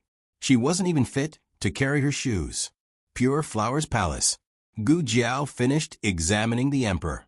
She took off the stethoscope and said, "Your Majesty is healthy. There's nothing wrong." The emperor's eyes flashed. He wanted to say something, but stopped. Gu Jiao said, "Your venereal disease has also been cured. You have to insist on a follow-up examination within 2 years. You can have intercourse." Great, his disguise was really gone. He had nothing to live for. The emperor cleared his throat. Cough, "It's not like I have to." Great, he could pamper the harem. He was quite happy. Who wasn't a normal man? Gu Jiao packed up and prepared to leave. When she went outside, she found the palace maid looking around. Little Jing Kong was gone. "What are you looking for?" Gu Jiao asked. The palace maid said, "This servant is playing hide and seek with Mrs. Younger Brother." "You've been played, little girl." Gu Jiao glanced around and knew that Little Jing Kong wouldn't hide here. He would only hide in a stove or a rice jar. The little guy had slipped away. Gu Jiao didn't mention her great-aunt's identity to Little Jing Kong. Therefore, he didn't know that he was looking for her. However, the little guy skipped around and left a lot of tracks in the grass. Little Jing Kong was determined not to run away. He hopped around outside Pure Flower's palace like a little rabbit. He knew that the Empress Dowager lived here because he asked the palace maids on the way. But what made him angry was that the two guards outside didn't let him in. Little Jing Kong said angrily, "You can't stop me. I want to see my great-aunt." One of the eunuchs said, "Which palace are you from?" "This is the Empress Dowager's palace. Go back to where you came from." There were many concubines in the palace. Relatives would visit from time to time. Among them, there was no lack of children the size of little Jing Kong. However, this was the Empress Dowager's palace. Not to mention a relative of a concubine, even His Highness the Seventh Prince couldn't trespass. Little Jing Kong couldn't enter in the end. However, if he couldn't enter through the main entrance, what about the dog hole? He heard from Little Chi that there were many dog holes in the palace. What a coincidence! His great-aunt also had one here. He knelt on the ground and crawled over. However, the eunuch who stopped him just now stood behind the dog hole with a small whip in his hand. Little Jing Kong crawled back silently. It was a sunny day today. Little Jing Kong wouldn't give up. "Fine, I can't go in. I'll wait for my great-aunt to come out." Perhaps he was lucky. Empress Dowager Zhuang came out after her afternoon nap. She sat on the Phoenix sedan and planned to go to the Imperial Garden to relax. Zhuang Yueshi accompanied her in the comfortable and luxurious sedan. Little Jing Kong climbed up the tree and stood on the high trunk. He looked at the Phoenix sedan passing by below. He squinted his eyes, stretched out his small arms, and slammed himself down. "Great-aunt, I'm coming. Catch me." Empress Dowager Zhuang was sitting on the Phoenix sedan with her eyes closed. Suddenly, she heard a loud bang. Her body shook and she opened her eyes. She frowned and said, "What hit the ground?" Yes, little Jing Kong misjudged and missed the Phoenix sedan. He fell into the grass and couldn't dig himself out for a long time. It's a child. Maybe he's a relative of one of the concubines. A eunuch outside the Phoenix sedan said, "Send someone to send him back." Empress Dowager Zhuang was not interested in other people's children. "Yes," the eunuch replied. Gu Jiao followed little Jing Kong's footprints and found a place nearby. Then, she heard the noise and hurried over. However, she bumped into Empress Dowager Zhuang's Phoenix sedan. Digression. Are there any more monthly tickets? The latest chapter of this book is not finished yet. For more exciting content, please scan the QR code below to download the app. Novels are updated faster and more complete. Millions of novels are free to read. Novels with content that can't be found online can be found here. https://www.zhbqg.com/89642_8964286/112701610. HTML Genius remembered the website address in 1 second. www.zhbqg.com Biku Go mobile reading website. zhbqg.com.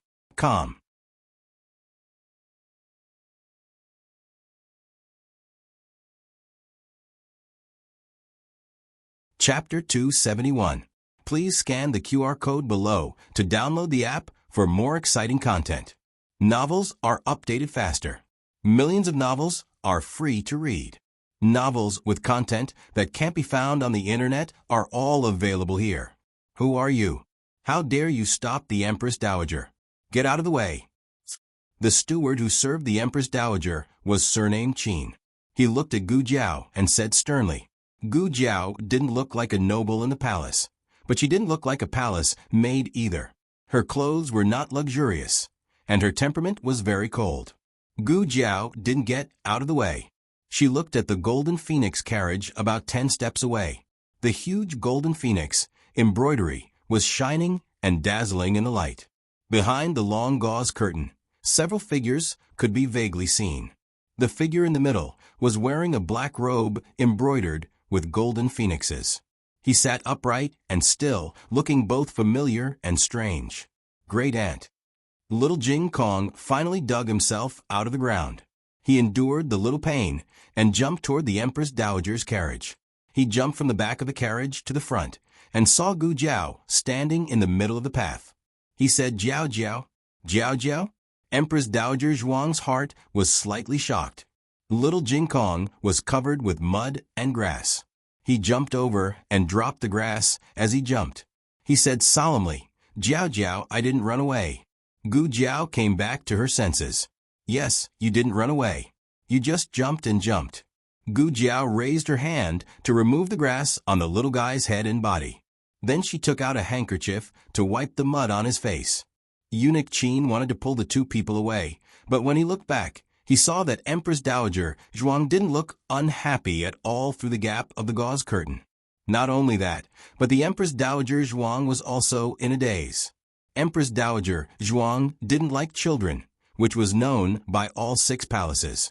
Even the 2 daughters of Prince Ning rarely went to Empress Dowager Zhuang. But now, Empress Dowager Zhuang didn't feel bored at all when she looked at the little girl and the dirty little bald head. She couldn't even take her eyes off him. An indescribable emotion suddenly rose from the bottom of her heart. She didn't know what was going on either. Zhuang Yueshi sat beside the Empress Dowager and looked at the Empress Dowager's face. She could not help but feel nervous. When Gu Jiao was almost done, little Jing Kong tilted his head and looked at the Phoenix sedan. He thought for a while and called out, "Great Aunt." Eunuch Qin's expression changed.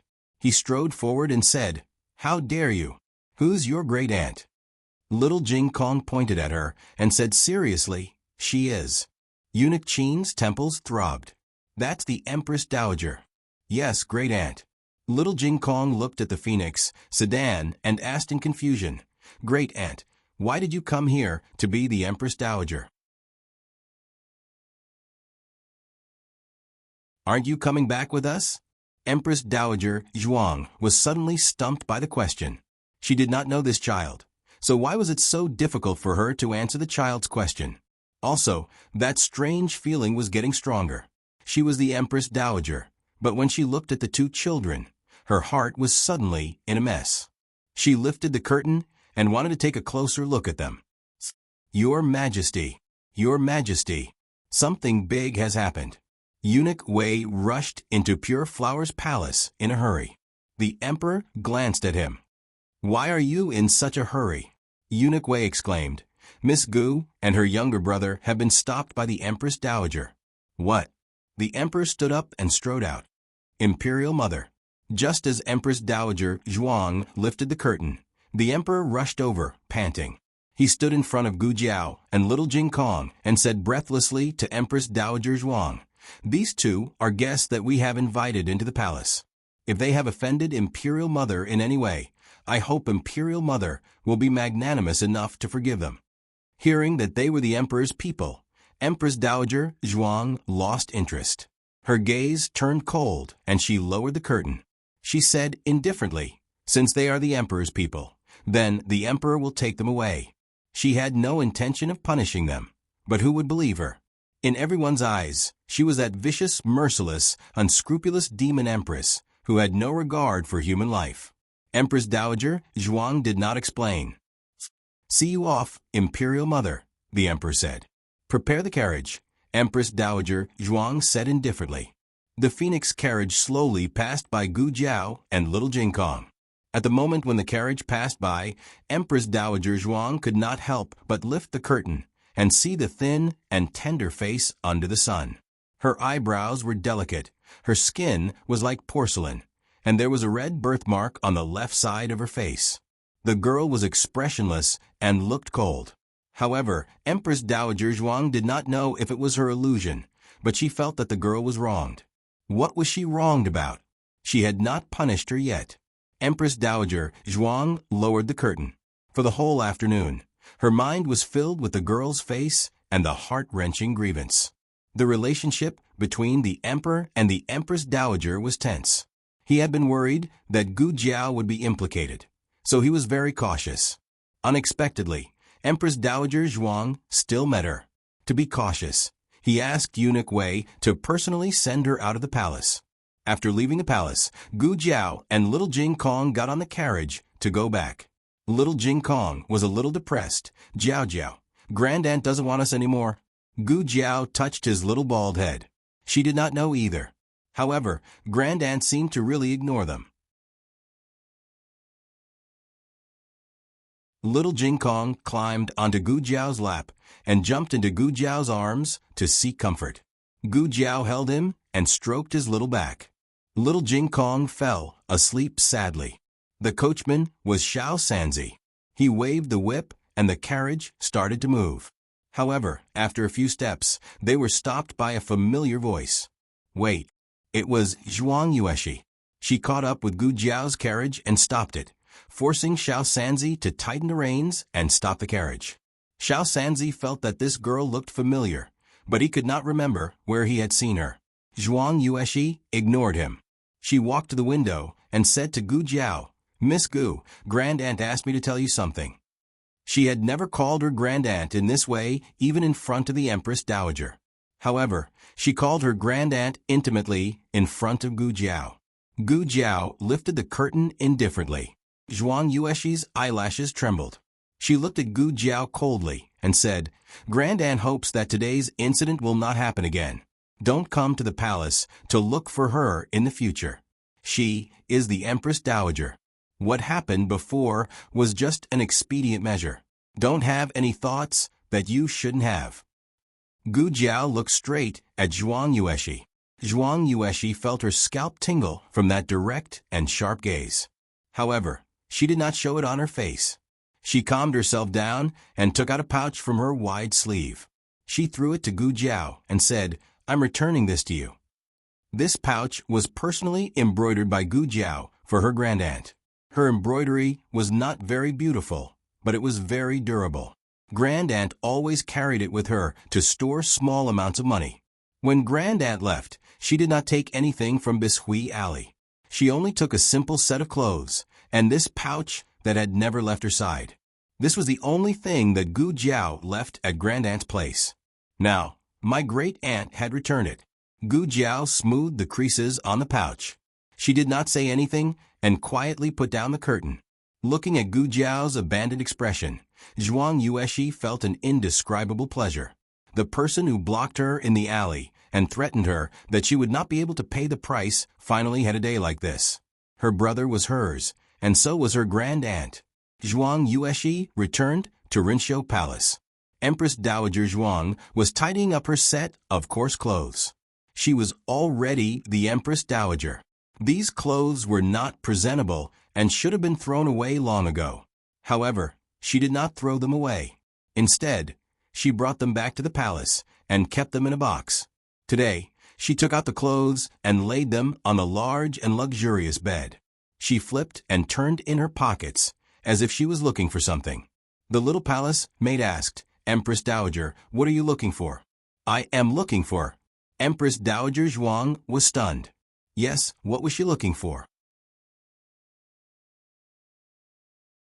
Did she feel that something important was missing? But what was it? Zhuang Yueshi's eyes flashed as she walked into the room. Empress Dowager. Empress Dowager Zhuang asked, "When you sent the clothes here, did you see anything else?" Empress Dowager Zhuang stayed at the Zhuang family for a night. The clothes were washed by the servants of the Zhuang family and were sent by Zhuang Yueshi herself. Zhuang Yueshi lowered her eyes. No, only this set of clothes. That night, Empress Dowager Zhuang did not sleep well. As soon as she closed her eyes, she saw the little girl's wronged eyes. She tossed and turned for most of the night and finally fell asleep. However, she dreamed of the little monk again. The little monk cheerfully questioned her. "Grand Aunt, why did you come here to be the Empress Dowager? Aren't you going back with us? Aren't you going back with us?" "You are our Grand Aunt." The next morning, through the thick bead curtain, the courtiers felt the Empress Dowager Zhuang's aura of "Don't provoke me, or I will kill your whole family." The courtiers were all silent and did not dare to breathe loudly. After the court, Empress Dowager Zhuang called Grand Tutor Zhuang aside. In the corridor outside the side hall, Grand Tutor Zhuang bowed to Empress Dowager Zhuang. "Empress Dowager." "Empress Dowager Zhuang, I have something to ask you." "Grand Tutor Zhuang, please ask." Empress Dowager Zhuang, "Who was I with when I was missing for more than a year?" Grand Tutor Zhuang was surprised. "Why did you suddenly ask this?" Empress Dowager Zhuang said indifferently, "You only need to answer my question." "Yes." Grand Tutor Zhuang cupped his hands and said, "After the Empress Dowager escaped from Leprosy Mountain, she wandered among the common people and moved to a small village. She was found by His Majesty's people and was temporarily put under house arrest." Empress Dowager Zhuang impatiently said, "I'm asking, who are they?" Grand Tutor Zhuang said seriously, "The new top scorer, Xiao Lulang." "Xiao Lu Lang?" Empress Dowager Zhuang frowned. This name was very familiar, but she could not remember where she had heard it. However, if she had lived in his house, it seemed to make sense.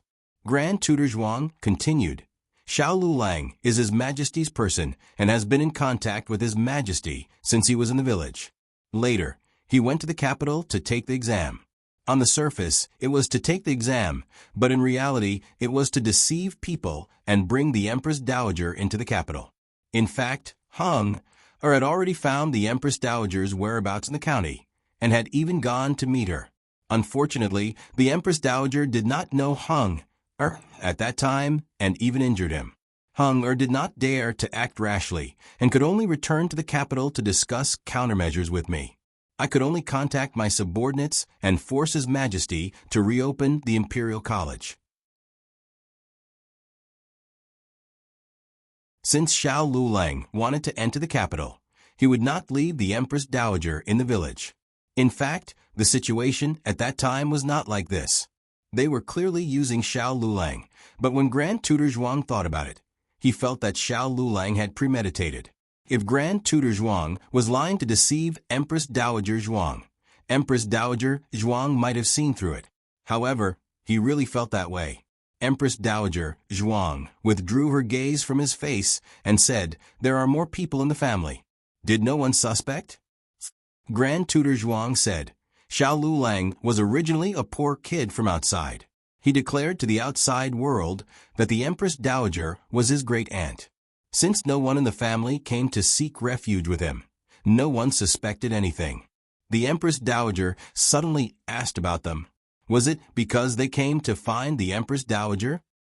Zhuang Yueshi had already sent a letter to Grand Tutor Zhuang about what happened in the palace yesterday.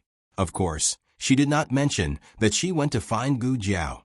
She only told him about the encounter in the Imperial Garden. Grand Tutor Zhuang said they drugged the Empress Dowager and made her lose her memory.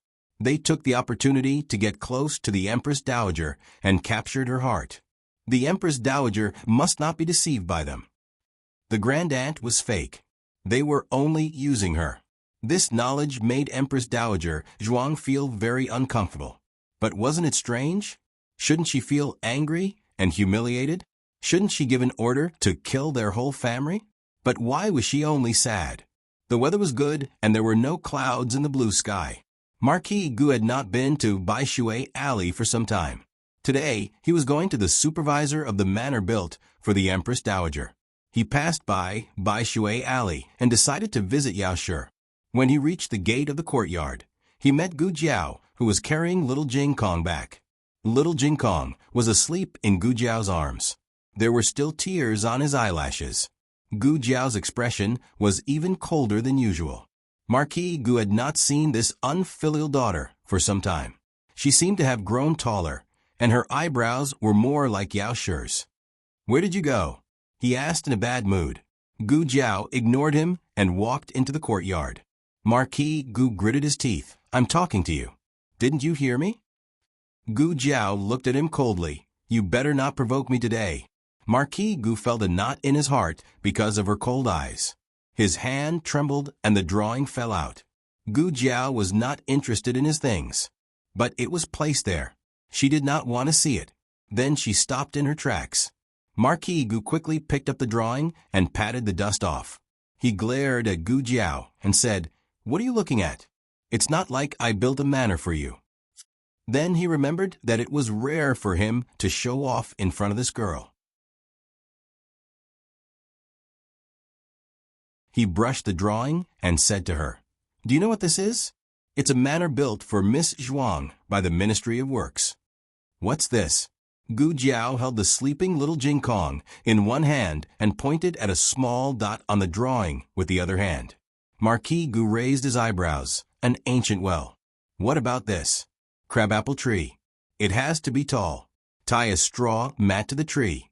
It said that it can hold a child. Why does it need to hold a child? How would I know? You can ask the Empress Dowager if you have the ability. It was rare for him to be angry. His tone was very arrogant. But after saying that, he subconsciously raised his hand and covered his head. But Gu Jiao did not beat him. It was quite unexpected. Gu Jiao continued to ask curiously, "What's this?" Today was probably the longest conversation between father and daughter since they met. They had said so many words, but this girl still did not beat him. Is this girl finally becoming filial? Life was so good. This is bamboo, this is a doghouse, this is a chicken coop, there is a bird cage, this is a vegetable field, this is the east room, this is the west room. Marquis Gu's eyebrows danced as he spoke. However, as he spoke, he sensed that something was wrong. He looked at the drawing and then at the yard in front of him. What was going on? Wasn't this the manor? Gu Jiao also saw it. She took out the money bag and looked at it carefully for a long time. "I don't want you anymore." She wanted to hear it from her grand aunt. The next day, Gu Jiao went to the imperial palace again with the opportunity of seeing the emperor. This time it was her turn to disappear. She went to the room and disappeared. There were guards in the imperial palace, but it was not too difficult for her to escape. She went to the imperial garden. Maybe it was the good weather, or maybe Empress Dowager Zhuang did not want to stay in Renshou Palace. In short, she often sat alone in the garden in a daze recently. When Gu Jiao came, she was in a daze in front of a potted crabapple. "Who is it?" Eunuch Qin saw the shadow on the ground and looked back at Gu Jiao. He said vigilantly, "It's you again." Empress Dowager Zhuang heard this and also turned her head. At first sight of Gu Jiao, Empress Dowager Zhuang's mood actually jumped for a moment. But the next second, she thought of something and her heart became cold again. "What are you doing here?" Empress Dowager Zhuang asked in a low voice. Gu Jiao said, "I came to find my grandaunt." Empress Dowager Zhuang said lightly, "There is no grandaunt here." "There is," Gu Jiao said with a trace of grievance. Empress Dowager Zhuang's heart suddenly clenched. She clenched her fingers and said coldly, "Don't play this little game with Aijia. When Aijia killed a bloody path in the harem, you weren't even born yet. These are the leftovers of Aijia. Do you really think Aijia will be fooled by you?" Gu Jiao didn't rush to refute.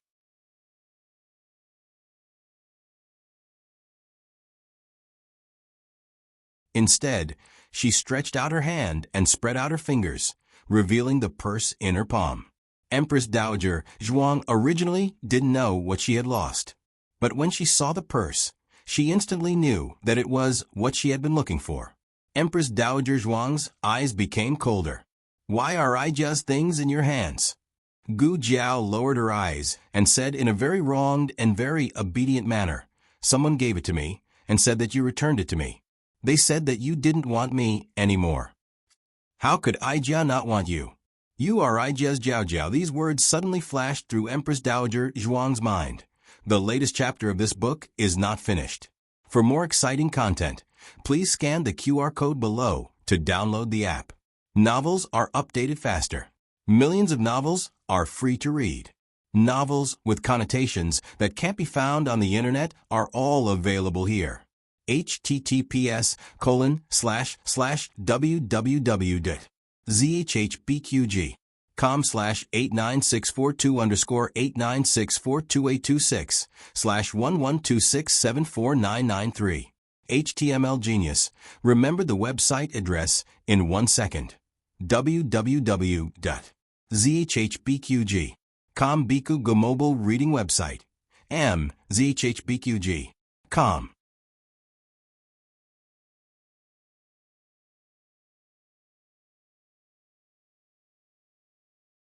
Chapter 272. The latest chapter of this book is not finished yet. For more exciting content, please scan the QR code below to download the app. Novels are updated faster. Millions of novels are free to read. Novels with content that cannot be found on the internet are all available here. Even she herself was stunned. She was stunned for a while. She moved her mouth in disbelief, but no sound came out for a long time. Jiao Jiao? The name that came out of her mouth carelessly. Did it belong to this little girl? Why did she, Empress Dowager? Zhuang Yuexi's voice suddenly appeared. She saw a familiar little figure standing beside the Empress Dowager from afar. She was suspicious and walked over to take a look. It was indeed Gu Jiao. Her heart skipped a beat. Then she saw the small purse in Gu Jiao's hand and her face changed. She tried to hide her uneasiness and told herself that the Empress Dowager had already forgotten about this girl. Now that the Empress Dowager favored her, this girl's efforts would be in vain. Her thoughts turned and she calmed down. She looked at Gu Jiao and asked with a face full of doubt, "What are you doing here? Is the palace a place where you can come and go as you please?" Of course not. But since Gu Jiao could come in, it meant that she had a way. Gu Jiao only knew the emperor and the Empress Dowager in the palace. The Empress Dowager did not give her the right to come and go freely, so she could only be the emperor.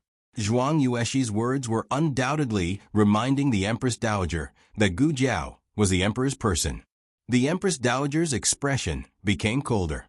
Zhuang Yuexi continued, "I heard that the emperor's body is not well.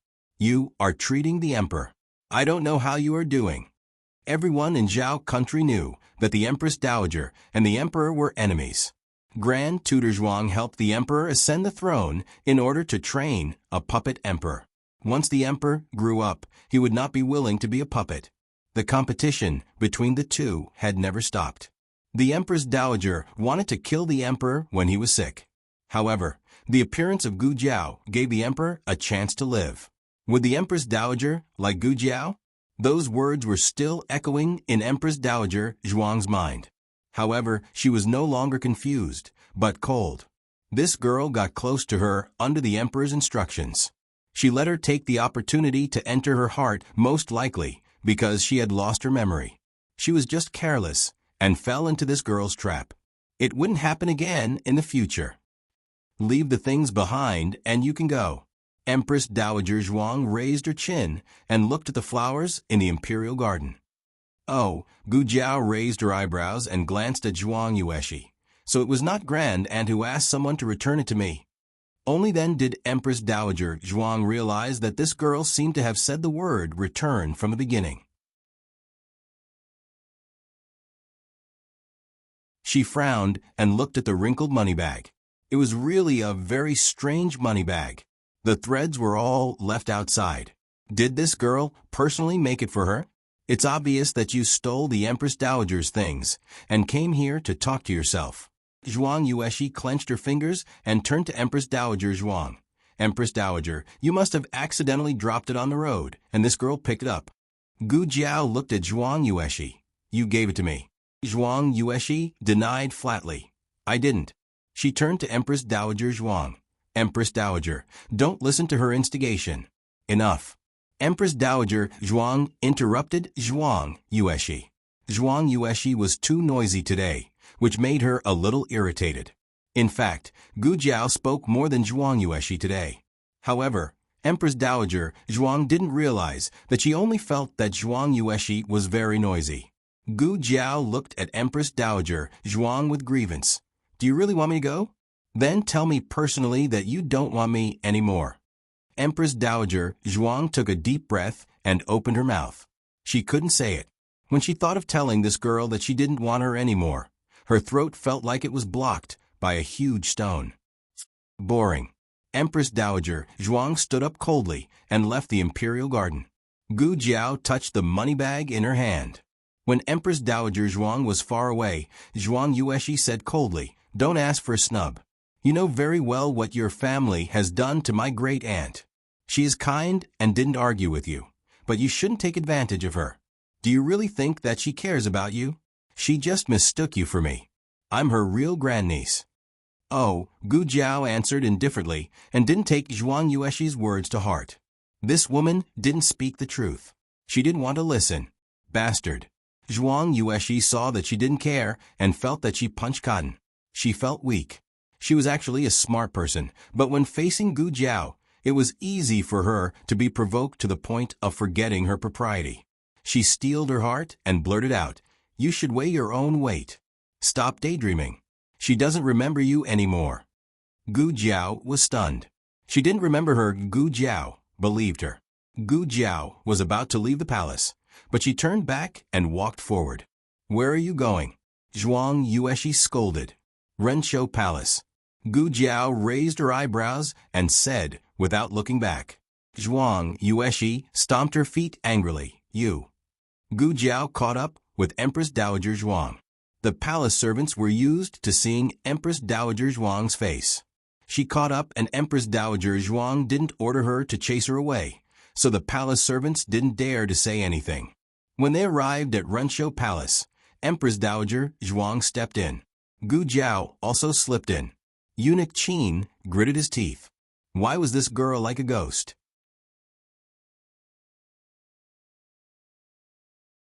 Empress Dowager Zhuang finally stopped in the small garden in the front hall. She looked at Gu Jiao expressionlessly. "Why are you always following me?" Gu Jiao thought for a while. "I want to follow you." Empress Dowager Zhuang was speechless. She should be angry, but why was she secretly happy? Was she poisoned by this girl? How many bewitching potions did this girl give her during the year she was under house arrest? Empress Dowager Zhuang returned to her bedroom angrily. Gu Jiao naturally followed her in. She looked at the dazzling bedchamber and asked curiously, "Great Aunt, is this where you live? Are you lonely?" It looked luxurious, but it was big and empty. Every part of it was cold. Empress Dowager Zhuang heard this and was in a daze. No one had ever asked her whether she was lonely or not. The father who sent her to the palace never asked. The husband who left her in the palace never asked. And the people who wanted her to climb higher and higher never asked. While she was in a daze, a white hand reached over. The hand was holding a paper bag that had just been opened. There were 3 candied fruits inside. These candied fruits were obviously from the common people. The dried fruits from the palace were much more exquisite. "How dare you? How can you give the Empress Dowager these dirty things from the common people?" Zhuang Yueshi came over with a fruit plate. There were freshly cut fruits and a few dried fruits from the palace as decoration. It looked much better than Gu Jiao's candied fruits. Empress Dowager Zhuang's eyes fell on the candied fruits in Gu Jiao's hand. She swallowed hard and said with a dignified expression, "I won't eat it." Oh. Gu Jiao began to eat by herself. Empress Dowager Zhuang ate the fruits that Zhuang Yueshi gave her without tasting the food. Gu Jiao went to the small kitchen and made a bowl of sugar eggs for Empress Dowager Zhuang. Zhuang Yueshi looked at the sugar eggs in the bowl with disdain. "You give the Empress Dowager this kind of thing?" The palace also had eggs, but that was shrimp egg custard, shark fin egg custard, abalone egg custard, osmanthus, wolfberry, and pearl egg custard. Who would eat this kind of sugar eggs? Gu Jiao ignored her and walked over. She put a bowl of steaming hot sugar eggs on the table next to the Empress Dowager's hand and whispered, "I added half a spoon of brown sugar." She added more sugar. Empress Dowager Zhuang refused in her heart. She was the Empress Dowager of a country. How could she eat something so unrefined? She turned her face away coldly, and tears flowed uncontrollably from the corner of her mouth. Empress Dowager Zhuang was about to take a nap. Gu Jiao and Zhuang Yueshi were invited to the side hall next door to rest. Gu Jiao's background was a bit unclear, but as long as the Empress Dowager didn't chase her away, the palace people didn't dare to do anything to her. "You can leave too." Ija doesn't like to have people serving me when I'm sleeping.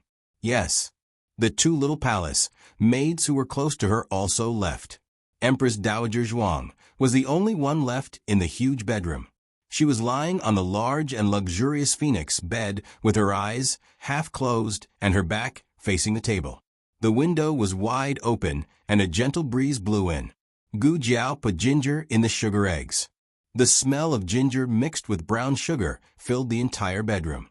Empress Dowager Zhuang tossed and turned and couldn't fall asleep. Finally, she steeled her heart, sat up, and sat down at the table. She hugged a bowl of sweet and sour eggs and started slurping it. Suddenly, a small green figure hung down from the beam. Her head hung upside down outside the window, and she called happily. Great Aunt Empress Dowager Zhuang trembled and almost choked to death. There was no one else who had been caught eating sweet and sour eggs. Gu Jiao hung upside down. Blood rushed to the top of her head. Her little face was red, and she looked cute. Empress Dowager Zhuang looked at her and then looked again. Gu Jiao didn't hang for long. She put her hand on the windowsill and jumped in through the window. Empress Dowager Zhuang said without changing her expression, "Ijia just didn't want to waste it." Gu Jiao nodded. Yes, yes, yes. Every grain is hard work. Empress Dowager Zhuang finished eating and wiped her mouth. She said seriously, "It doesn't taste good." Gu Jiao looked at the bowl without any residue. Gu Jiao said again, "Great Aunt, do you not remember what happened in Bai Shui Alley?" Empress Dowager Zhuang was slightly startled. Then she said seriously, "Ijia never remembers unimportant things." Oh. Gu Jiao came to Empress Dowager Zhuang's side. She knelt down on one knee and took her hand. She looked up at her. "Great Aunt, I'll take you out of the palace." Empress Dowager Zhuang said lightly, "What are you doing?" Gu Jiao said, "You're not happy in the palace." Empress Dowager Zhuang thought she would say, "I'll take you out of the palace to help you find your past memories." This girl didn't care whether she would be remembered or not. Was she just thinking about whether she was happy or not? Empress Dowager Zhuang looked away and said coldly, "Who said Ijia was not happy? Ijia is the most honorable woman in Zhao country. I am the Empress Dowager who has the power to overturn the court. In this world, Ijia can get whatever Ijia wants." Gu Jiao didn't say anything. She looked at her with heartache. She thought that she would be the most upset if her great-aunt forgot. But in fact, it was her great-aunt. Empress Dowager Zhuang didn't dare to look into Gu Jiao's clear eyes. She looked out the window and said coldly, "Did the emperor send you again? What good to Ijia? You're just trying to bewitch Ijia again. Ijia might as well tell you the truth. Your trick." Before she finished speaking, she felt a warm and soft touch on her palm. She lowered her head and saw that the little girl had opened her hand and was burying her face in her palm. Her cheeks were soft, and there was baby fat that had yet to fade. His eyelashes were long and slender. Every time they fluttered, they swept across her palm and her heart. An hour later, Eunuch Qin came to wake Empress Dowager Zhuang up as usual. Empress Dowager Zhuang had been in the harem for decades. She was very strict with her work and rest. She didn't waste a moment. "Empress Dowager, I'll come in to help you change." After Eunuch Qin finished reporting outside the door, he pushed the door and came in with a stack of gorgeous clothes. But when he came to Empress Dowager Zhuang's phoenix bed and saw the person on the bed, he was shocked. Your dash before he could say the word. He felt two sharp eyes. He quickly turned around and bowed to Empress Dowager Zhuang, who was already dressed neatly. Empress Dowager. Empress Dowager Zhuang wasn't wearing a phoenix robe or an ordinary palace dress. Instead, she was wearing a set of coarse clothes. Eunuch Qin was dumbfounded. Empress Dowager Zhuang looked at Gu Jiao, who was sleeping soundly on the bed, and said calmly, "Ijia has to go out of the palace. You should also change your clothes." "Yes." Eunuch Qin agreed. As an old man by Empress Dowager Zhuang's side, he naturally didn't need Empress Dowager Zhuang to teach him what clothes to change into. Eunuch Qin often went out of the palace to buy things. He also had clothes outside the palace. He told Empress Dowager Zhuang to practice calligraphy in the study and not to disturb her. Then he secretly took Empress Dowager Zhuang out of the palace. In the carriage outside the palace, Eunuch Qin asked Empress Dowager Zhuang, "Empress, old lady, where are we going now?" Empress Dowager Zhuang looked at the vast sky outside the palace and breathed in the air that didn't belong to her. She murmured, "Clear Water Alley." That girl seemed to have said so. Clear Water Alley was near the Imperial College. It was quite famous, and Eunuch Qin happened to know it. At this time, the night had fallen, and the streets were lit up with lights. This was her peaceful era, but this excitement didn't belong to her. It's in front. Eunuch Qin slowed down and was about to turn into the alley when Empress Dowager Zhuang suddenly said, "Stop here." Yes. Eunuch Qin got out of the carriage and asked a young eunuch to watch the carriage. He helped Empress Dowager Zhuang down. The road in Clearwater Alley was originally a bit bumpy, but now it was filled with all kinds of strange materials. It seemed that every house had filled in a little bit. Huiyuan Road, Empress Dowager Zhuang suddenly said. Eunuch Qin was stunned. Empress Dowager, are you going to give this road a name? I don't know. Empress Dowager Zhuang shook her head. It was just a momentary thought, and she didn't understand why she said so. She continued to walk forward, walking very slowly. Suddenly, someone opened the courtyard door and walked out of a house on the right. When she saw her, her eyes lit up. "Aunt Hua, I haven't seen you for a few days. You're back from visiting your relatives. Why were you gone for so long?" Empress Dowager Zhuang looked at her in a daze. Aunt Lu walked forward and took her hand. "You came at the right time. We need one more person." "How dare you?"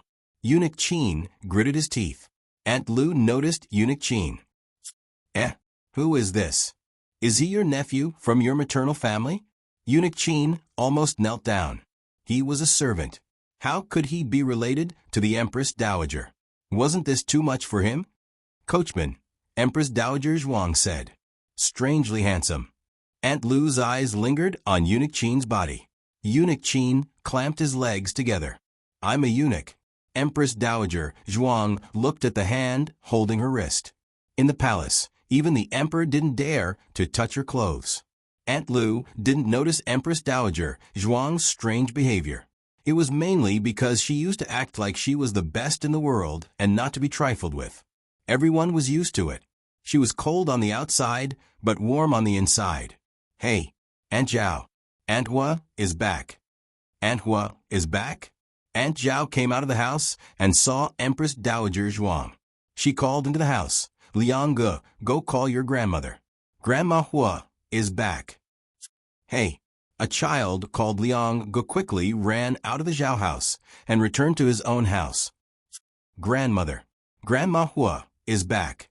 For a moment, the entire Clearwater Alley was shocked. The days without the old lady to play cards with them were as lonely as the snow. A large group of people surrounded Empress Dowager Zhuang and asked her why she had been gone for so long. The children in the family were very anxious. They saw the little one looking at the door several times and asked him if he missed his great-aunt. He said no, but tears were rolling in his eyes. His aggrieved little appearance made them feel very distressed. The little one? Empress Dowager Zhuang pondered. That little bald head? Speak of the devil. Little Jing Kong happened to come out and look outside again. He stuck his little head out and looked innocent with his big, watery eyes. He didn't know what happened in the alley. Why did everyone come out? Then he saw a person walk out of the crowd. It was his great-aunt. Little Jing Kong's eyes lit up. He was about to call out Grand-aunt when he suddenly thought of something. Then he pursed his lips and ran back into the house. Aunt Zhao hurriedly said, Okay. Go and coax her. I'll call you to play cards another day." Empress Dowager Zhuang was almost surrounded by people to the door. She was born to be a cut above others. She entered the palace at the age of 16 as the empress.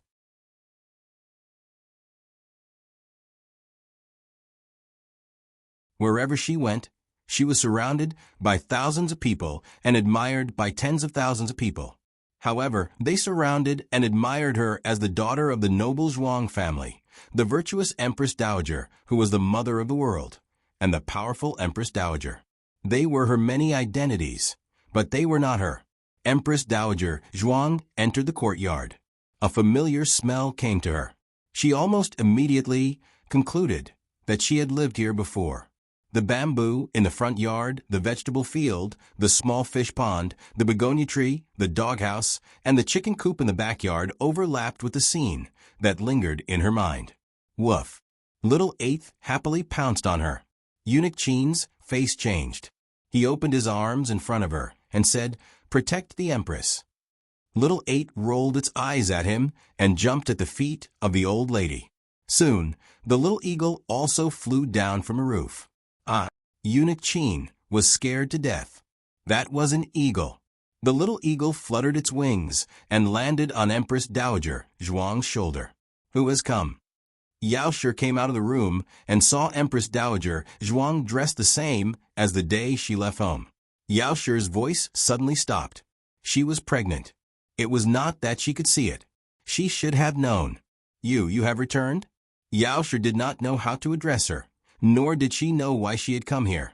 Yao Shi was a bit nervous. Empress Dowager Zhuang looked at her room in the corridor. Yao Shi looked back and quickly said, "Xiaoshun and Yenner have gone to learn. They have not returned yet." Empress Dowager Zhuang looked at the room across from her. Yao Shi said, "I have been tidying your room the entire time." "Her room?" Empress Dowager Zhuang calmly walked over. Eunuch Qin quickly walked forward and opened the door first.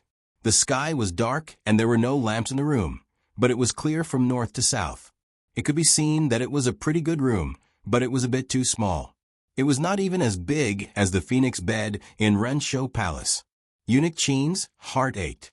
Had the Empress Dowager been living in this kind of nook during this period of time? But Empress Dowager Zhuang did not dislike this place. Her fingertips brushed past the paint on the furniture. A deep sense of familiarity came from her fingertips and spread throughout her limbs. Little Jing Kong shut himself in his room. After a long time, his grand-aunt did not come to coax him. He was worried that his grand-aunt might have left again. He hurriedly opened the door of the west room a small crack and stuck his little head out to look around. As a result, he met Empress Dowager Zhuang's gaze. Little Jing Kong suddenly pulled his little head back and closed the door with a hum. Empress Dowager Zhuang went to the little guy's room. The little guy had his back to her and was hiding himself in the corner of a closet. "Come out." Empress Dowager Zhuang said. "I'm not coming out." Little Jing Kong angrily said. After saying this, he turned around and sneaked a glance at her. You will come out after feeding me."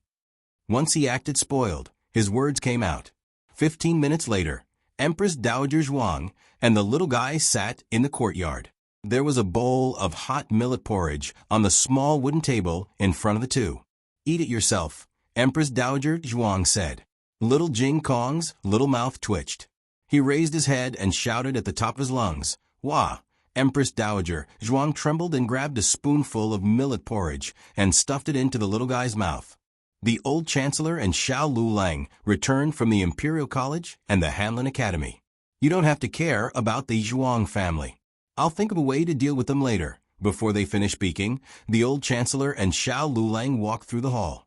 He saw the old lady sitting on a small stool and feeding little Jing Kong.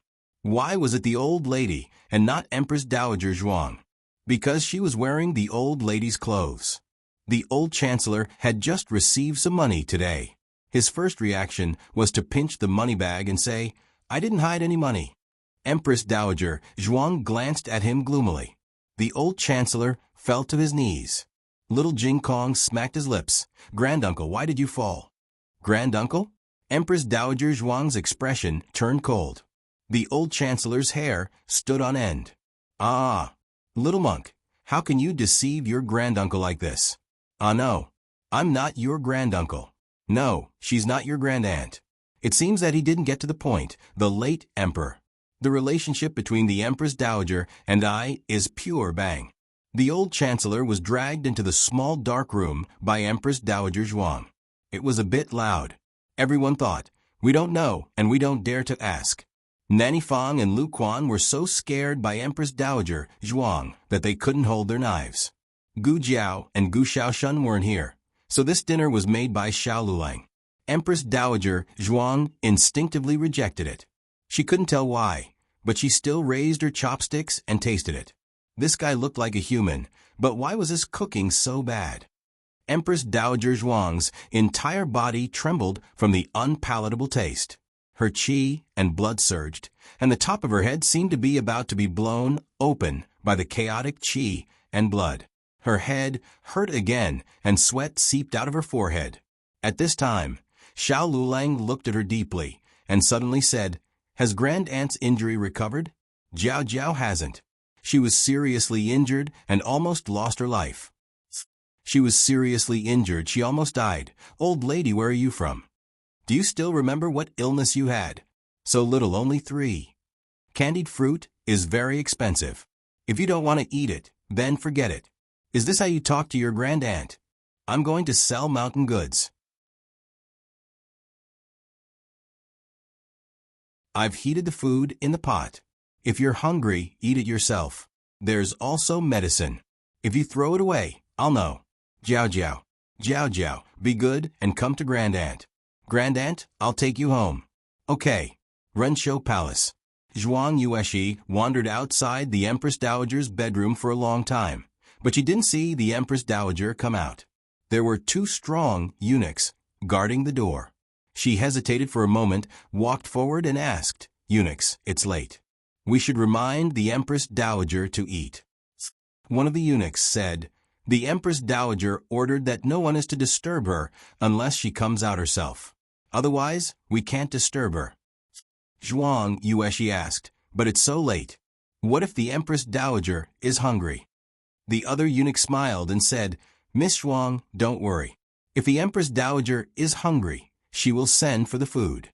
Moreover, there is no shortage of food inside. How can those snacks fill the stomach?" Zhuang Yueshi looked worried. What Zhuang Yueshi didn't say was that she was really worried about the girl surnamed Gu. That girl was also in Renshou Palace, but in the blink of an eye, she disappeared. She seriously suspected that the girl had entered the Empress Dowager's bedroom. What would she do in the Empress Dowager's bedroom? What would she say to the Empress Dowager?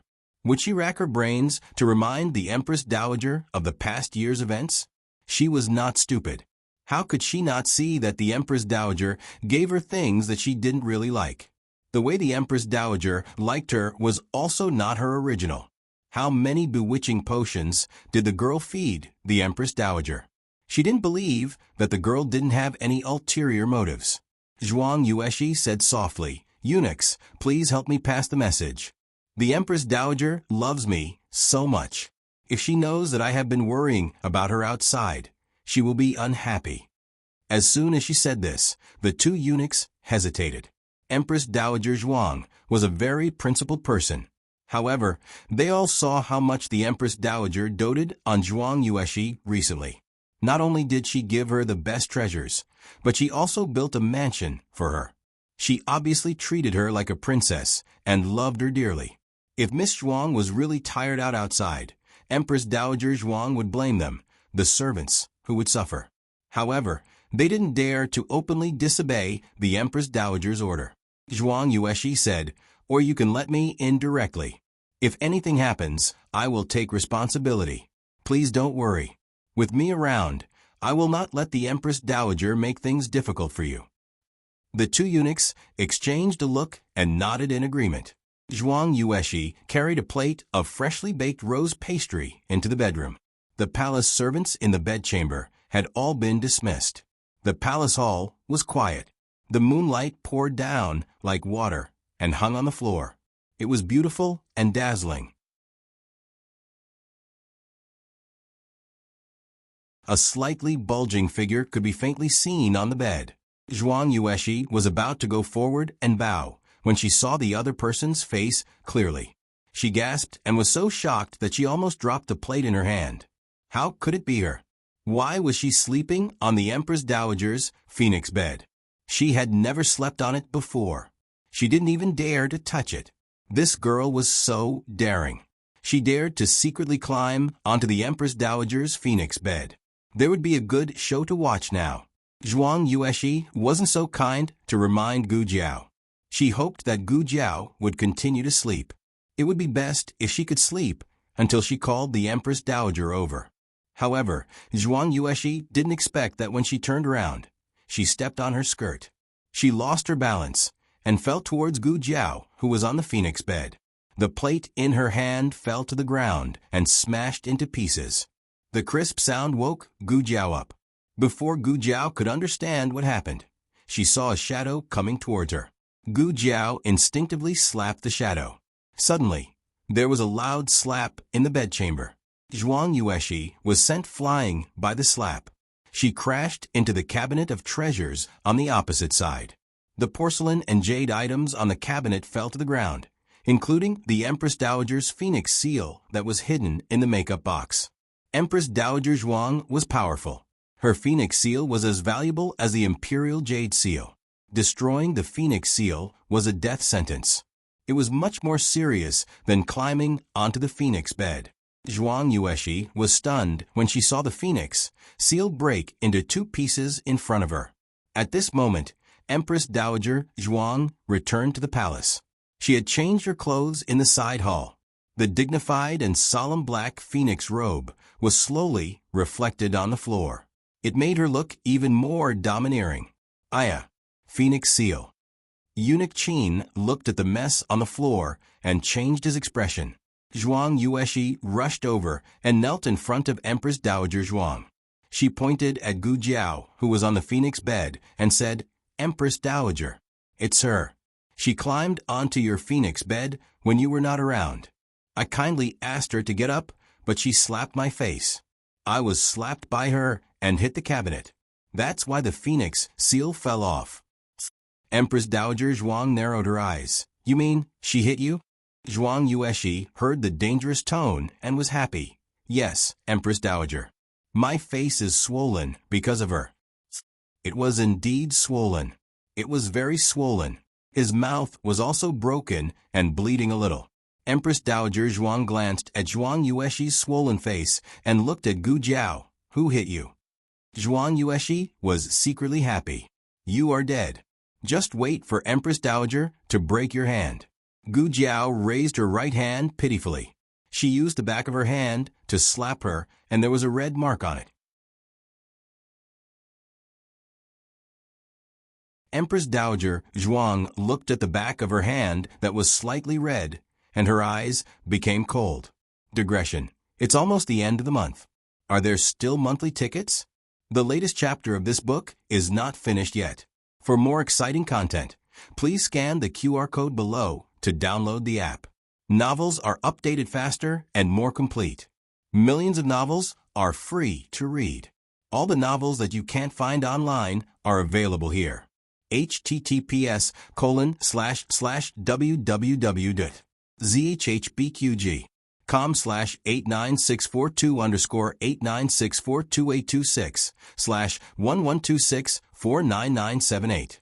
HTML Genius memorized the website address www.zhbqg.com Biku Mobile Reading Website zhbqg.com that you're tuning in to the Echo Reads YouTube channel. Don't forget to subscribe and join us on this journey to catch the most captivating stories.